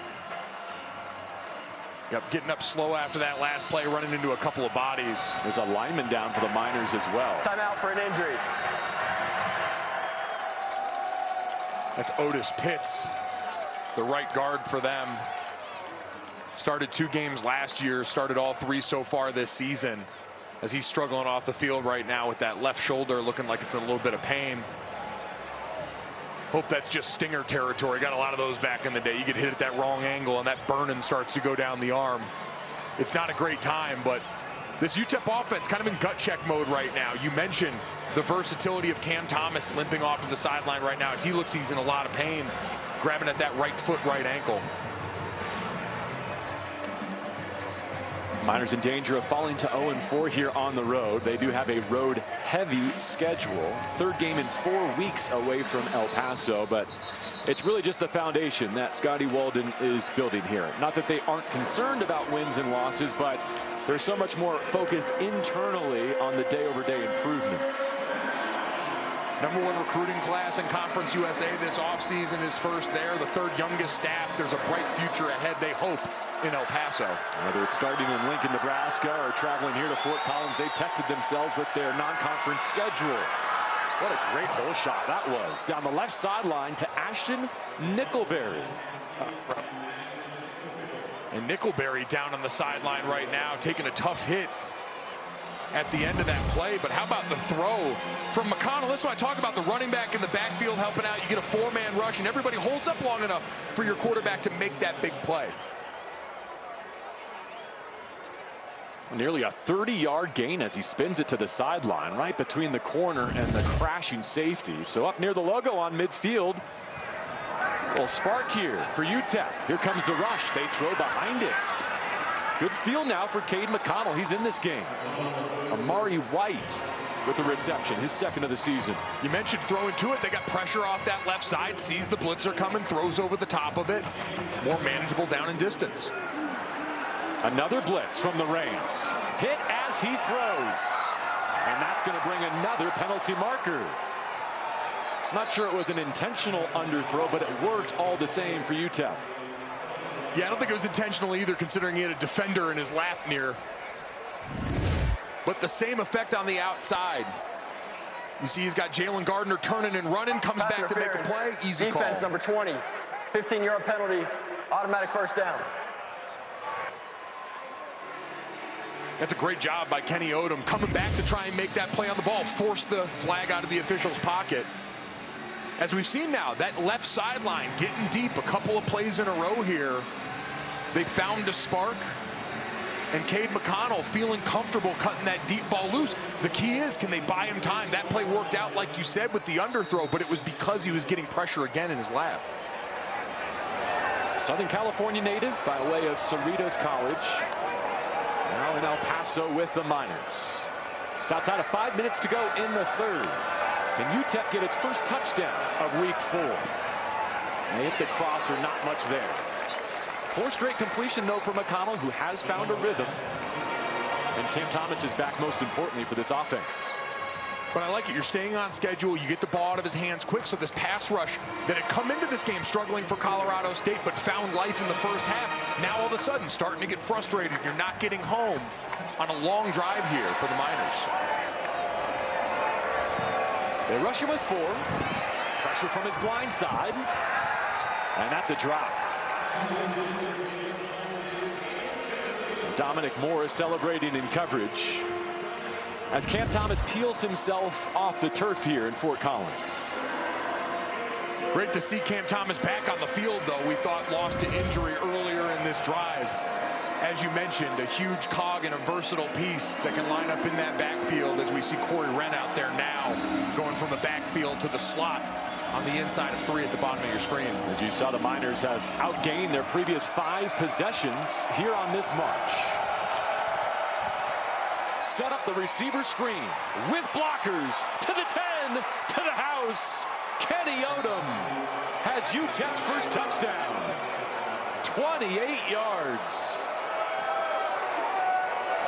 The perfect play call for the perfect moment. Scotty Walden said he wanted to challenge himself as a play caller.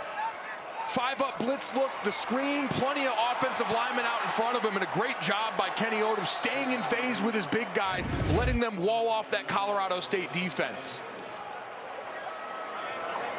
They shift into their extra point formation with Buzz Flabiano, their place kicker. They're going to bring it back to a 2-touchdown deficit. Snap, hold, and kick all clean. And the Miners with a third-quarter spark for Scotty Walden. Timeout. Cade McConnell with the impassioned speech telling his team, we get one more score, we're right back in this. And he goes out and delivers on a big drive, finds Kenny Odom, and don't look now, the Miners are rallying.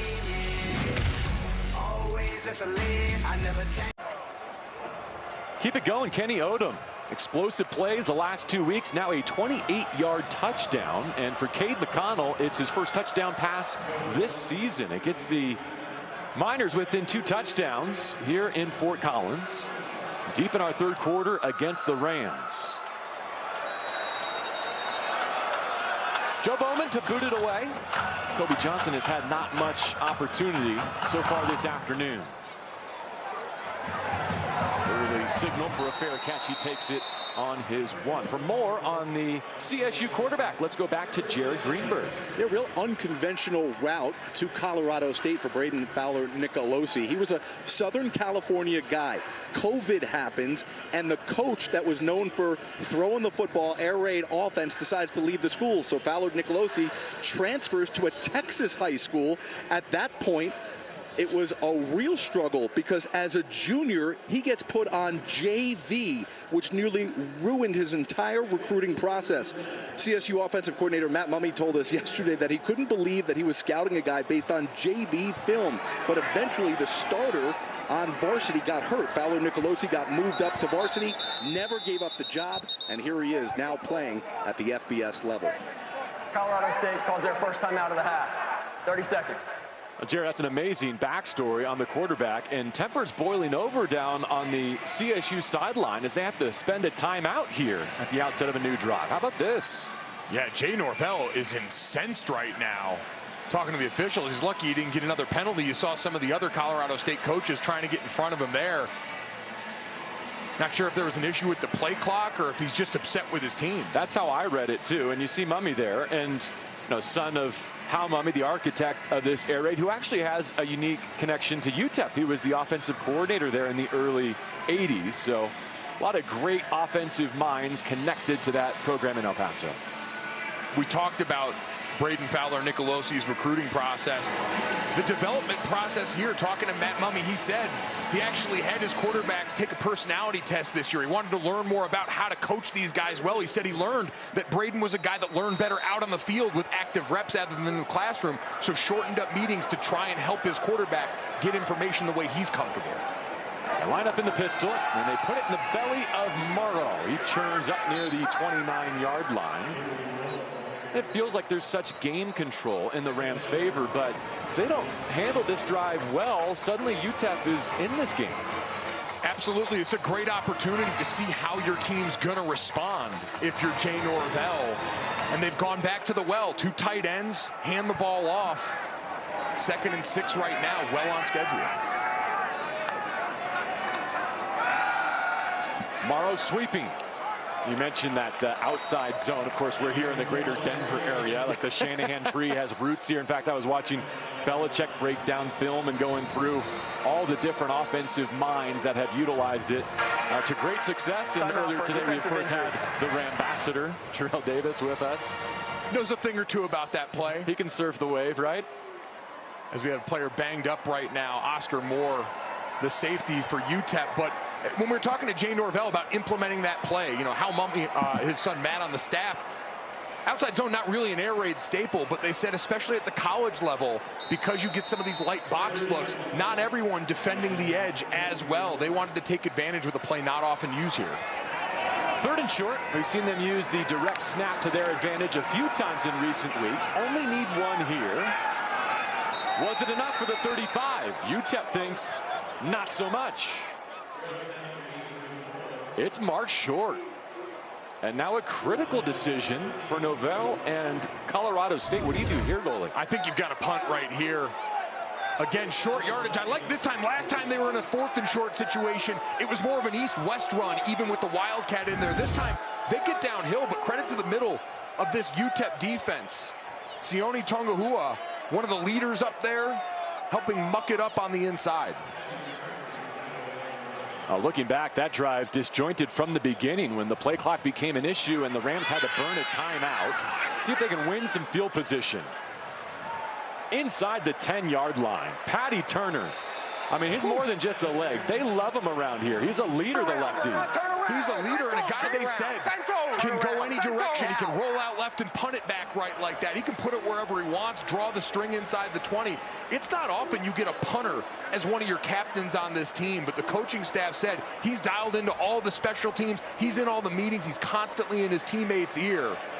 An incredible rarity there and a great athlete at 6'5", 205. You saw him slow playing that and getting that thing to dribble all the way back. A great way to flip field position. I mean, he squeezes 58 yards out of it. And given where the Miners are coming off their first touchdown drive to lengthen their field, that's not insignificant. Nope, not at all. And that's why you can punt in that situation when you feel confident in that guy in that phase of your game where, hey, we've already seen a punt block today on the other side by Colorado State. Everyone coming to play to try and get a complete team victory. Now, Patty Turner, such a veteran, a graduate student from Australia, and he's still not even like the youngest specialist in his room because of Jordan Noyes. It's almost like you're the outlier if you don't have an Australian punter at this point in college football. Noyes is 32, the second oldest in college football, as those who follow the Rams have surely heard by now. Jaden Smith could not reel it in on a right side slants. 28-yard touchdown from Cade McConnell to Kenny Odom. His 2nd touchdown reception of the season last time that Scotty Walden and the Miners had the football. Waning moments of the 3rd quarter. The Rams so far have the advantage in this frame, 10-7, building on their halftime lead. Corey Wren in motion out of the backfield. Another screen set up. A beautiful tunnel for Kenny Odom. It just worked for a touchdown. Why not go back to it? Dom Jones drags down the tackle, but it's a pickup of 11. And get the chains moving, and now this tempo can start to go to work. But a great job, different look, no wall-up pressure that time, but still navigating the trays as that offensive line out in front. McConnell surveys, moves the launch point, decides to scramble. Shoulder down at the 25. Chase Wilson knocked into the turf. At the 2-minute mark, 3rd quarter. Great job being aware right there. You've got all 4 offensive linemen from the right guard over to the left tackle. Sliding left, you're one-on-one on the right side. He understands pressure could be coming from there. Break contained, nobody shakes loose on the scramble drill. Let me tuck it and run. And the Miners go make this a 1-touchdown deficit.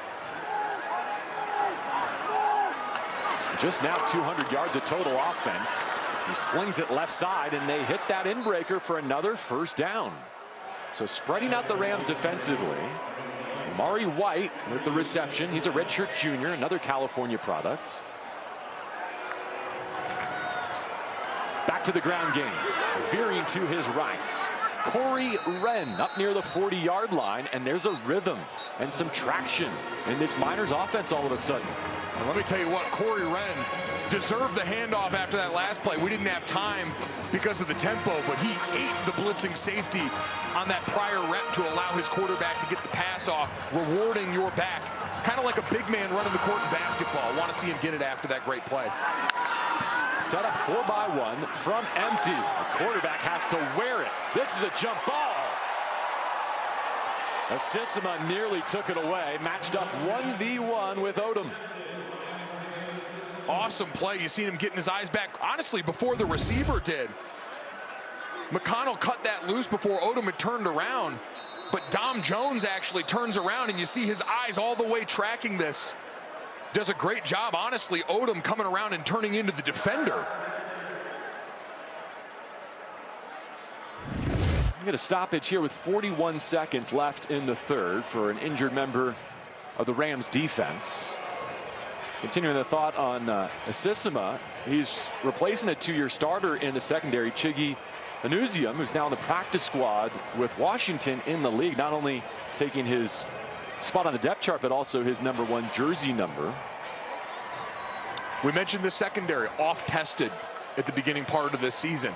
You saw Texas is the #1 team in the country right now. An incredible group of portal skill players. Steve Sarkisian, maybe the best play caller in the sport. Colorado last week with Travis Hunter and the rest of that incredible skill group that Colorado programs tried to supplement offensive line play around. And so it's not saying that this UTEP team's a sigh of relief by any means. They're going to go out and challenge them, especially with the tempo, but there's no denying the quality, the pro prospects that these guys have faced in particular on that back end.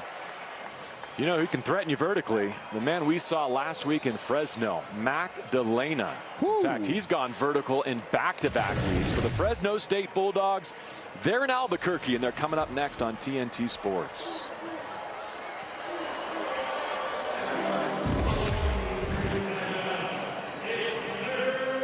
How about those horns?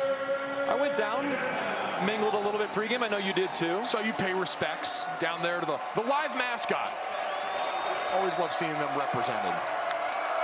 Final 41 seconds of the third. UTEP trying to make a move. Third down has been unkind. And they pick it up at the 42. McConnell. Yes. Jaden Smith up to the 45-yard line. An 8-yard catch and run, and there's another injured Ram. Timeout. Defensive injury.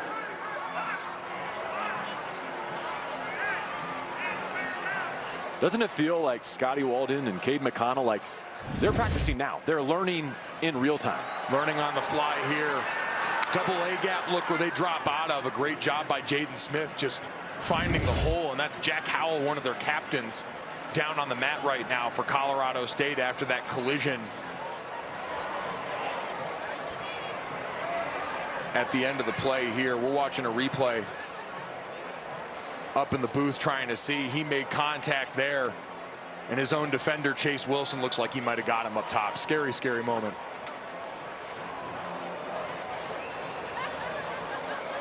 On a first down run, and we're pleased to report that Jack Howell, a captain, able to walk off under his own power after being shaken up with some friendly fire, and that run is going to take us to the fourth quarter. It looked like Colorado State was ready to cruise to the finish line, but UTEP gets a third quarter touchdown, and they're threatening as we go to the final frame. Week 4 in college football. The bye is next for the Rams. Can they get back to 500 on their home field?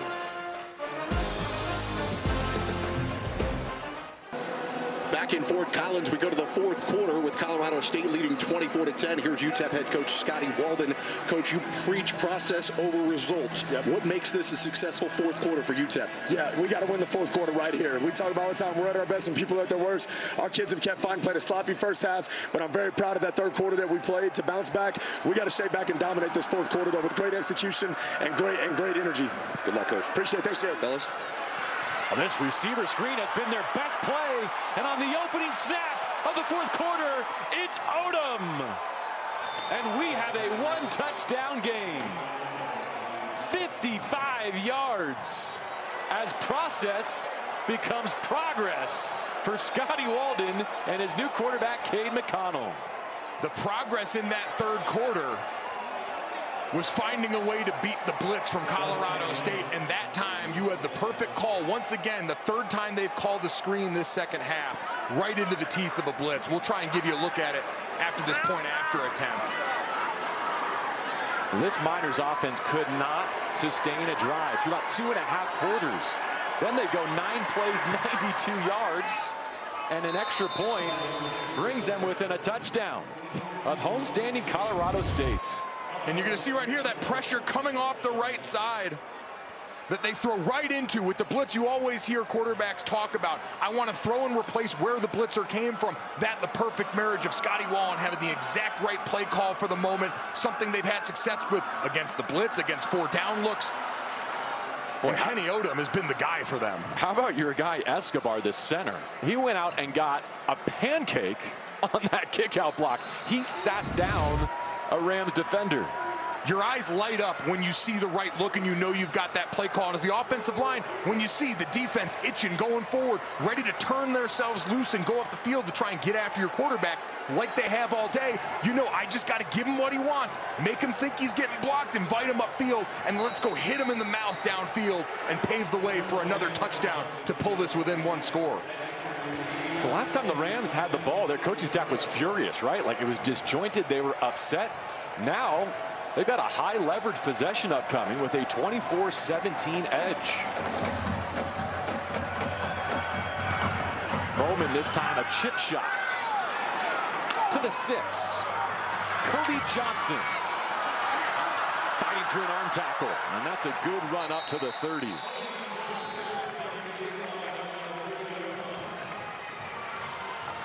The Impractical Jokers are back with their most unpredictable episode ever. Don't miss the fall finale everyone will be talking about Thursday, 10 Eastern on TBS. You mentioned that angry Colorado State coaching staff before. Something to keep an eye on now as this game gets tight. We're in the 4th quarter. That timeout that they had to burn because of whatever it was, play clock issue, quarterback issue. Now all of a sudden only 2 of those in what's becoming a tight ball game. Something to monitor. Been run heavy on 1st down this game plan today against the Miners. And they stick it in the belly of Morrow. Have a day, Avery Morrow. Up near midfield.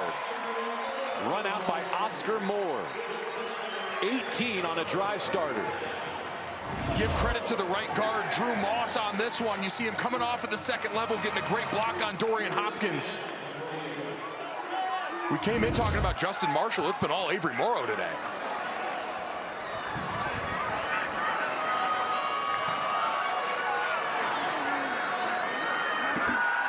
Short drop. On target, now to Vince Brown II, extending the football for at least 8, maybe 9 on 1st down. It's a big wideout when he joined the team last year. Now he's up 30 pounds. This is reportedly like one of the biggest, most athletic group of Rams in recent memory. Like the work they put in this offseason had them poised for what they felt could have been a breakout campaign. Injury in the offense. Drew Moss with the knee down on their offensive line for the time being. They said in this offense, their version of the air raid, the offshoot, they like big-bodied wide receivers that can find space for their quarterback. And for Braden Fowler, Nicolosi, what does a quarterback love more than seeing those big numbers on these guys, knowing they've got a great catch radius, guys that can wall off like we saw there. You get matched up with Dorian Hopkins at linebacker, and you've got the speed and length to outrun him, but if need be, also box him out in those spots. Let's get a look at the score by quarter for those of us picking up this game late here in the 4th quarter. And Drew Moss limping off. Colorado State early in that 3rd looked like they were going to run away with this, but a couple of touchdowns as they make the quarterback switch from the UTEP Miners. Cade McConnell comes in, gets a 28-yarder to Kenny Odom, and then another tunnel screen that they break here on the 1st snap of the 4th quarter. Rams' best weapon has been their running game. 227 on the turf today. Have to make a change up front now. Set up 3 by 1. Only needed 1 there on 2nd down, but they give ground on the sack back near midfield. Bryton Thompson now with 5.5 in his UTEP career. All credit to the coverage on the back end of that one, too. A 4-man pass rush. They add Maurice Westmoreland off that right side of the offense, and he gets a free look that forces Braden Fowler Nicolosi up in the pocket a bit. But downfield, you've got 7 guys back in coverage, so not a lot of places to go as he's under fire. Turn 2nd and 1 into 3rd and 6. Fowler Nicolosi, 11-19, 107 passing, a touchdown, and an interception. Looking left all the way. Contested catch by Winfield, but he slipped going to the ground to secure it. Only the 45 leaving fourth down. Offense not budging so far. And I think here, critical juncture of the game.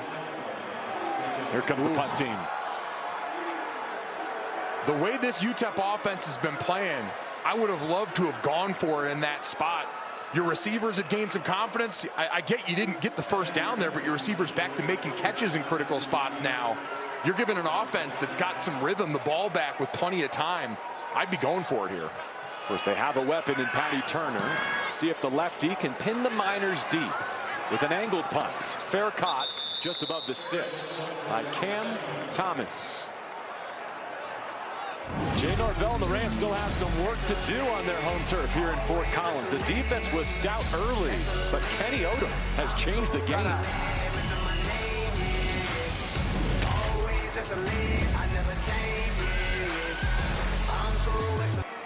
Let's look at the bread and butter for UTEP in this second half. The wide receiver screen to Kenny Odom, who's having a career day right now.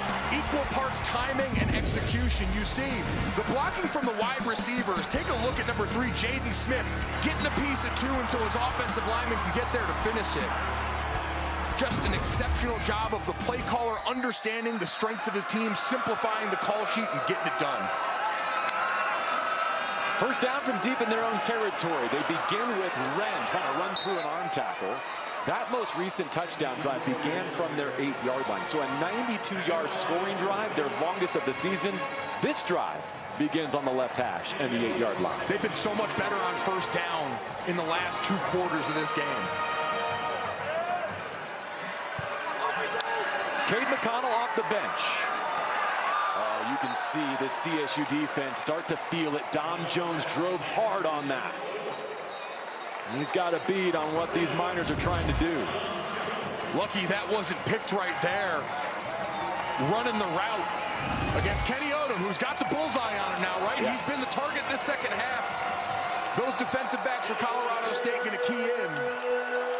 But third and manageable right here, so now Colorado State can't get into all their sub packages and show you nearly as much. The Miners have doubled their offensive production from the first half to the second half. Can they pick up 3rd and 3? 4-man rush. McConnell checks it down. That's an easy chain mover. Jaden Smith still going to the 33. Boom Jock holding on to finally bring him down. But it's a 3rd down pickup with 18 yards. And that's all about getting it to 3rd and short because you didn't have all those rushers up. You get a 4-man rush. You can protect long enough for your quarterback to get to his 3rd read of that receiver coming all the way from that left side for the first down.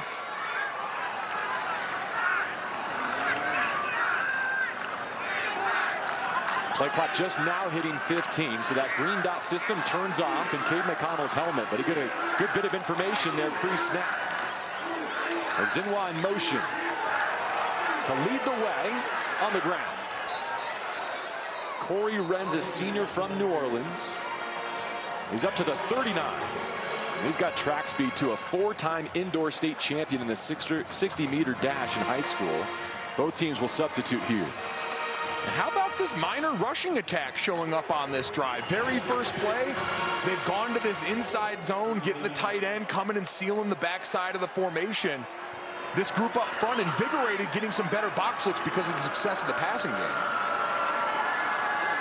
Set up the screen, and I think CSU is onto it. Dominic Morris has done his homework with those tablets on the sideline. They're going to make UTEP beat them some other way. You've gone to the well one too many times now. Still 3rd and manageable. I'm excited to see. Scotty Walden's got to have a wrinkle off this wide receiver screen. He's been waiting to bust out on the call sheet. It might not be here, but in the waning minutes of this 4th quarter, something to keep an eye on as they stack Jaden Smith and Kenny Odom in the bottom of the formation. Well, like a double move or something? A double move off that, a fake screen to the other side then.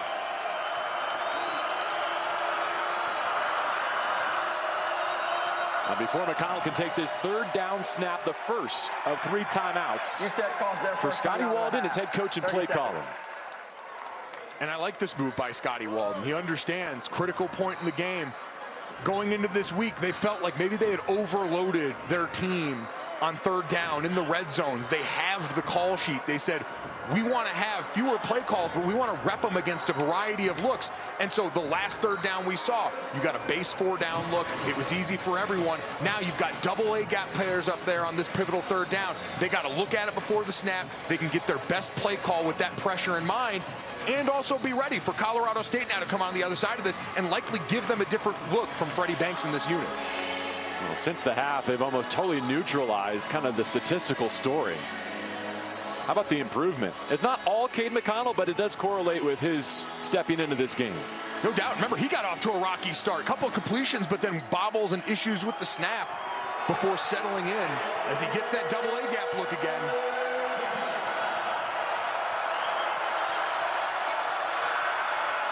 Needs 4. Shoots for the sticks, and he got that line to gain. Trey Goodman able to hang on. Picks up 5 and a first. When in doubt, go to one of your captains. Had his best game as a minor last week. Was an All-United Athletic Conference performer last year at Austin Peay. Now they can go fast from the pocket. Over the ball, Jaden Smith. Once again ahead of schedule. They're in 2nd and 3. They're dictating the terms. And we're seeing the tempo start to affect this Colorado State defense, nullifying the pass rush that came online in that first half. Linebackers looking around as receivers come crossing every which way. Top of his drop, McConnell looking right all the way. Smith with some catch radius. They're going to mark him about a yard shy.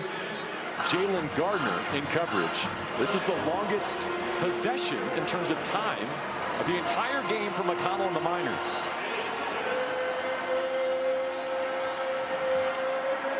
They're going to substitute some personnel on here. Remember, this rushing attack been a big feature of this drive. You haven't seen the quarterback involved in that. He's been a read player, but hasn't pulled it at all yet. If this Colorado State defense overcommits, if they've got a zone read here, all of a sudden, he could call his own number. They started 2 of 10 on third down, but they've hit their last 5. High snap, blown up. Dom Jones in crunch time. And just lucky that Cade McConnell was able to corral this at all on the play. As Ivan Escobar just sails this thing, and it's so tough, JB, as a center when you're down trying to get low, get underneath, and get leverage on a short yardage play, but you're in shotgun. That momentum can take you the other way. Down a touchdown, offense staying on the field for 4th and 5, and it's the 10th play of their most sustained possession of the afternoon. 6 to snap it. Cade McConnell will not take it. Instead, a timeout, the second from the sideline. Scotty Walden showing the desire to go for it on 4th, but will think it over. Wondered if it was one of those spots where they were going to try and get up and see if they could get him to jump, maybe pick up an easy first down, and then take the delay of game and just punt this thing away. You've still got 7:18 left in the game. Only 1 timeout left now, but the way your defense has played all day, this is just borderline for me. It's one thing if you had gotten stuffed short on a 4th and 1 that you had coming up, but 4th and 5 now. Your quarterback's been playing really well. You've done a good job getting your receivers open releases off the line of scrimmage. Trey Goodman, your captain, showed up on that last play. Kenny Odom buying all that attention. Now you wonder if on this play, if they're going to go for it, you use 6 in blue as a distraction. Try and see if you can get the defense bought up here. This is what we talked about. That complimentary play call off those screens that have helped you all day. So 6 is Kenny Odom, right? He's got his first career multi-touchdown game. He's over 100 yards receiving, but you say maybe use him as a decoy here to try and pick up 4th and 5.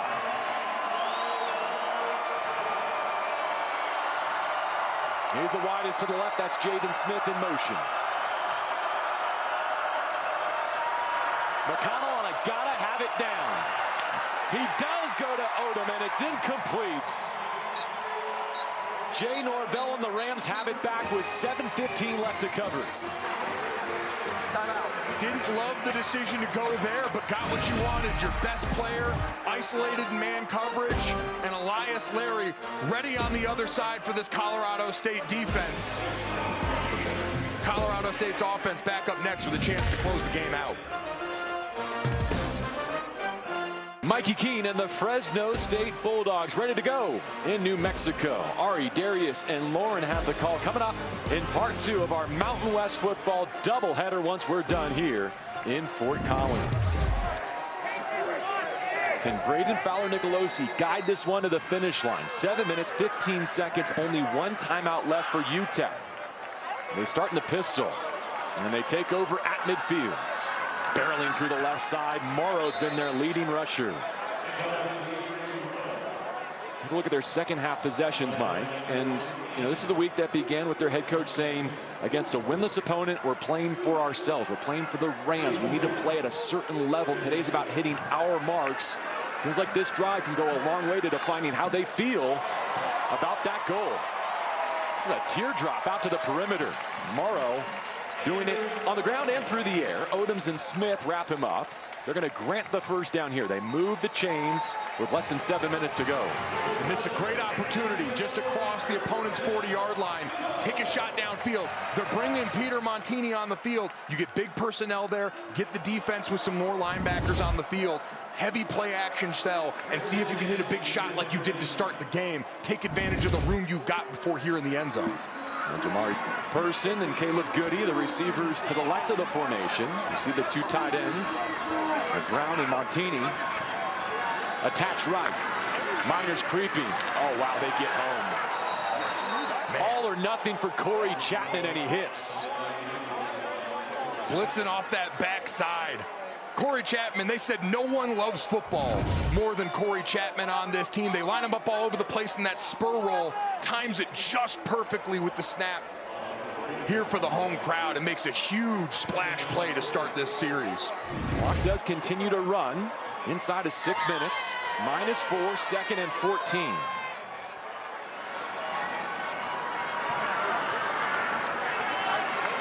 Nicolosi clapping but not taking the snap. Is this a free play? No markers down. The catch and run to the 30 by Jamari Person. So he puts them in field goal range, and most importantly in 3rd and short. Yeah, great job there. You mentioned the defensive lineman jumped, but they didn't snap it in time. He got back across from the neutral zone. If no one adjacent to that D lineman reacts or they don't snap it while he's in the neutral zone, all clear there, but honestly better that way. Great pickup, plenty of space, and a good chance to let Avery Morrow do what he's done all day, get you a first down. 3rd down has not been great for the Rams, but this is a critical one. Less than 5 minutes to go. Bleeding clock, trying to salt it away. They'll trust their running game. Knifing into the hole. Close to a first down, but I believe short. Oh, wow, is this going to be a penalty? It is. After the play, unsportsmanlike. Is it a free first down for the Rams?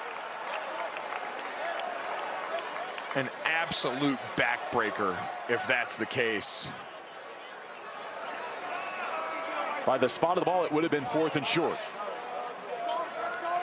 Did a great job, UTEP, getting behind the line of scrimmage. There is no foul on the play. Wow, they pick it up.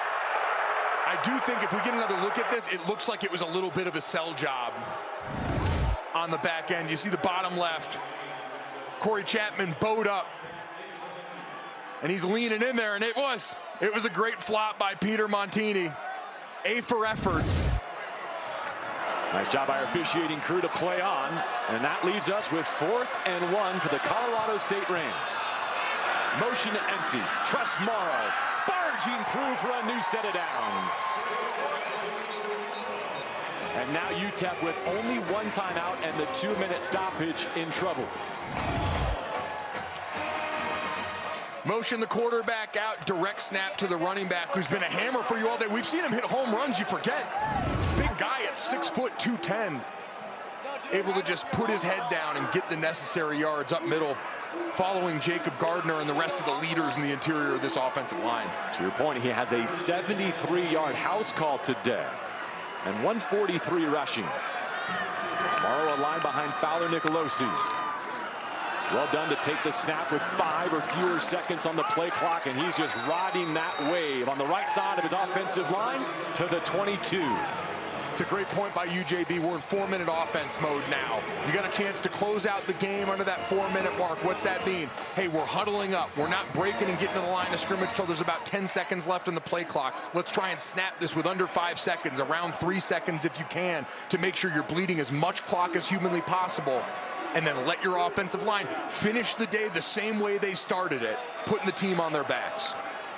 And it went down the field 75 yards to open this game with a rushing touchdown. Now at the 3-minute mark, protecting a 24-17 lead. Flag soared. Someone flinched. Gotta hold your water. False start. Offense number 44. 5-yard penalty. 2nd down. Peter Montini in as a tight end. The architect of the flop attempt that we saw earlier there. Good callback. Especially when you're back off the line of scrimmage, just inexcusable. Looked like it might have been over on the left side. I think I might have misidentified that. Okay. You're going to get this UTEP defense coming up right now and show them blitz. They've got to sell out to try and make splash plays. So I wonder if they'll use a timeout on defense. If they get a 0, if they make a play on defense. Their final timeout awaits. Turn and give. Off first contact. Marshall's got nowhere to run. 2.5 to play. Westmoreland and Hopkins stuff the run. And when in doubt, who else do you call on? Watch Nate Diamond, the linebacker, number 30, buy up the offensive lineman so that Corey Chapman gets that free run screaming into the backfield. And while he doesn't make the play, he spins the running back around. He lets the cavalry come. UTEP opting not to burn their final timeout. They'll let it run to the 2-minute timeout. 3rd down and 15 awaits, Mike. This is the 2-minute timeout. Corey Chapman's been the man all day for UTEP on defense. He shows up big to force 3rd and long when we come back.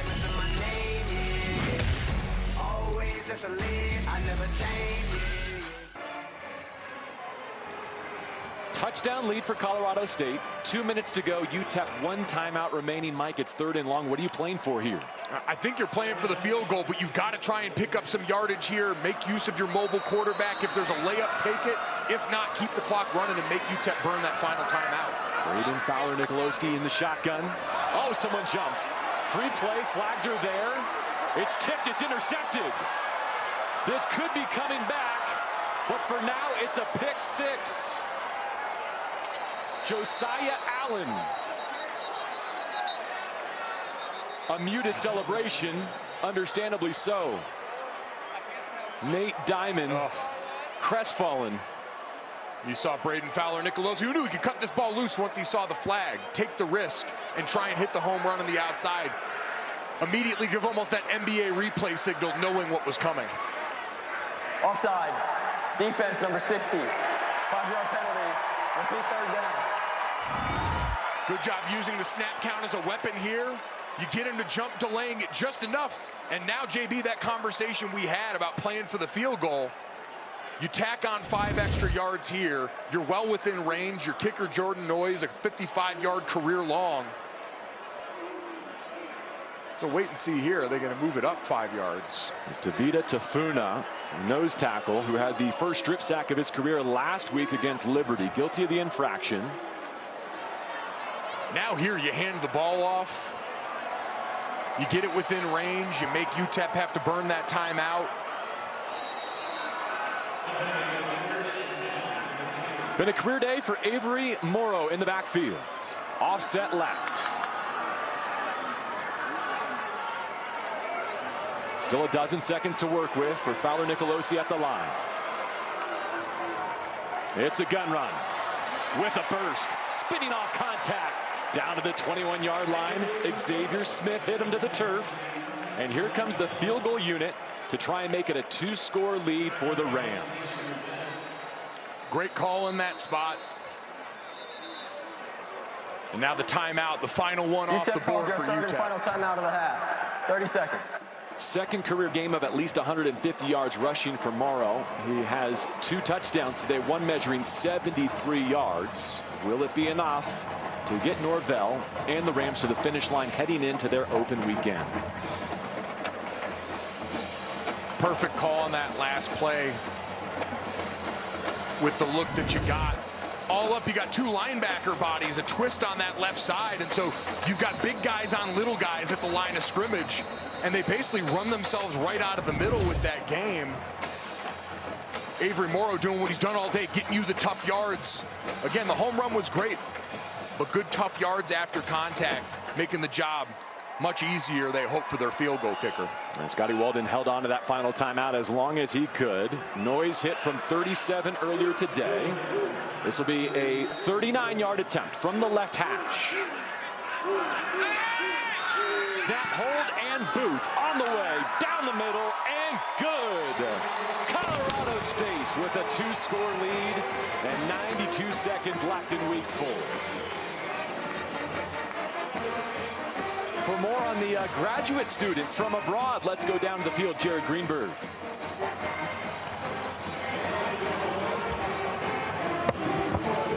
Guys, not only is Jordan Noyes, as you mentioned, the second oldest active player in FBS at 32 years old, he's also unique because he's the father of 3, including twin daughters.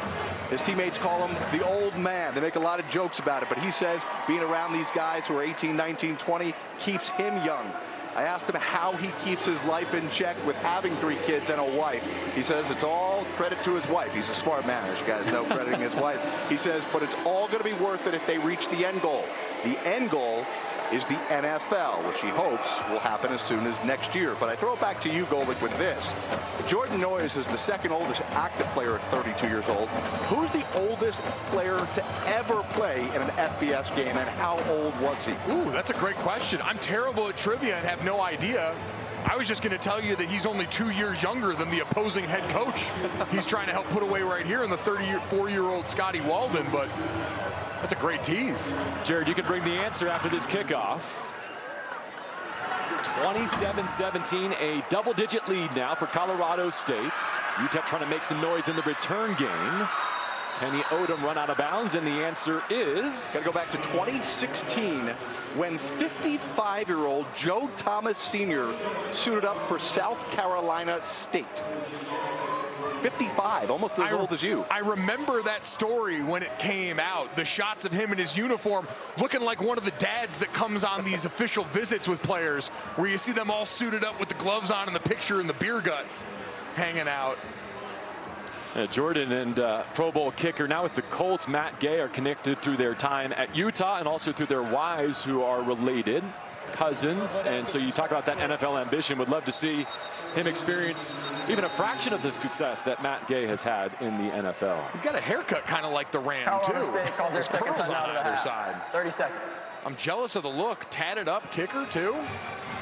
As we get the timeout here from Colorado State, just trying to make sure they got everything buttoned up right now. 1:26 left, no timeouts for UTEP, obviously down 2 scores, so you got to go down, try and score quick, and then also get the onside kickback in your favor to make anything happen here. But this Colorado State defense, JB, we talked about at the start of the day, came in and got told to be more disruptive through the first half. They got a sack. They kept UTEP out of the end zone when they got down in the red area, something they hadn't done all season. And in the second half, after that quarterback change, all of a sudden the pace of this offense started to slow down that pass rush a little bit. For these guys now, their first chance in a while to really pin their ears back with reckless abandon and try and get the quarterback down in Cade McConnell. So they're trying to clinch this thing with a takeaway or at least a sack or 2, you're saying? Yes. 4 down, spread out wide. Coming in to wreak havoc. Anticipating that, the Miners trying to get to the sideline with Cam Thomas. 1:21 on a stop clock. No timeouts left for the visitors. That whole D-line for Colorado State has been reading screen. I'm sure when they went over to the sideline, Freddie Banks was in their ear. If you're not getting blocked, it's not because you're all of a sudden Reggie White. Get your feet in the ground, get your eyes outside, and rally. Gained only 3, second down 7. Again, a 4-man rush. McConnell, he's one. Oh, that's nearly intercepted. From the opposite opposite hash. It stayed in the air a long time for Dominic Morris, now a second-year Ram. Put his foot in the ground and drove on that ball and was this close. You mentioned going all the way from that right hash late in the play. And he got it, just couldn't get the feet in and lost it out of bounds. But that pass rush been getting close the last couple of plays, 3rd and long here. Let's watch the edges of this offensive line. 3rd down and 7.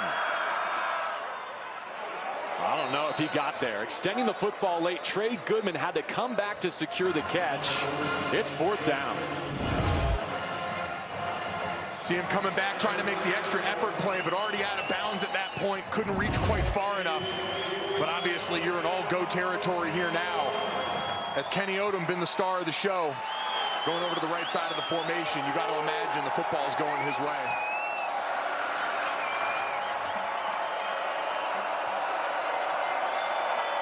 Javon Jackson in the backfield. A yard to keep the game alive. They go to the flats. Rams hit it. This will be close. CSU thinks they've won it on defense. Marcus Vinson cut down in that right flat. The spot of the ball appears short. Rams ready to celebrate. Official timeout for a measurement. And they'll measure. And JB, this is just a tough play design, given the depth of the route. They went for the RPO here with the tight end out in the flat, but he's running that route behind the line to gain and is going to have to turn up field. Dom Jones, the 2-time national champion at North Dakota State, coming up, going low on the big fella and cutting him down. And the celebration is on for this Rams defense right now, as they put the nail in the coffin today with 1:05 left. And this Colorado State offense coming out. So we'll finish with Norvell and the Rams. But how about a word on UTEP and the effort they put forward, especially in the second half on the road here today first? Yeah, again, building faith without results is always tough when you're a new coaching staff trying to preach a message. But what you saw there, and we saw it in between plays and on timeouts, the entire team rallied around Scotty Walden. Everyone dialed into the moment, coming back from down multiple scores in that second half. There's going to be a lot they can cut on the tape with next week to build on for this team. Understanding, yes, still not good enough. You've got to finish the job. But the effort and execution in pivotal moments in that second half, during a time where you're putting in a new quarterback, there's a lot of change for you. A lot for this young team to build on. The delay while the play is still under review, confirming that they got the spot correctly and that this 4th down throw was shy of the line to gain. Just great discipline by everyone outside on that play. You've got multiple tight ends. It's big personnel. It looks like a run up the middle. And then you try and sneak that tight end out on that side. Your corner is doing a great job maintaining outside leverage, coming up and making the play low, knowing you've got a big body coming out your way. Top to bottom, Freddie Banks told us in the meeting, this unit has a lot of pride. We believe they put better on tape last week than they got credit for, and they showed it today. Was there clear and obvious evidence that the spot of the ball was wrong? And I don't think anyone had a better view of it than the linesman who put it down right where he saw it, and that was easily a football and then some short. And you mentioned it's got to be indisputable video evidence because the call on the field was short.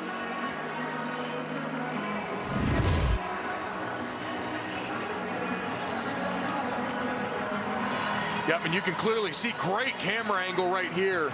As you can see the football on the marker short there with his back hitting the ground.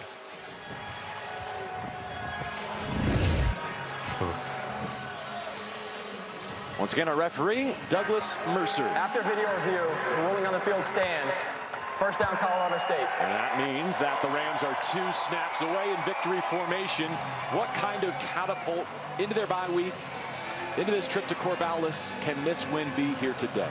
Massive, and you check the boxes of the identity that you wanted to see if you're Jay Norvell.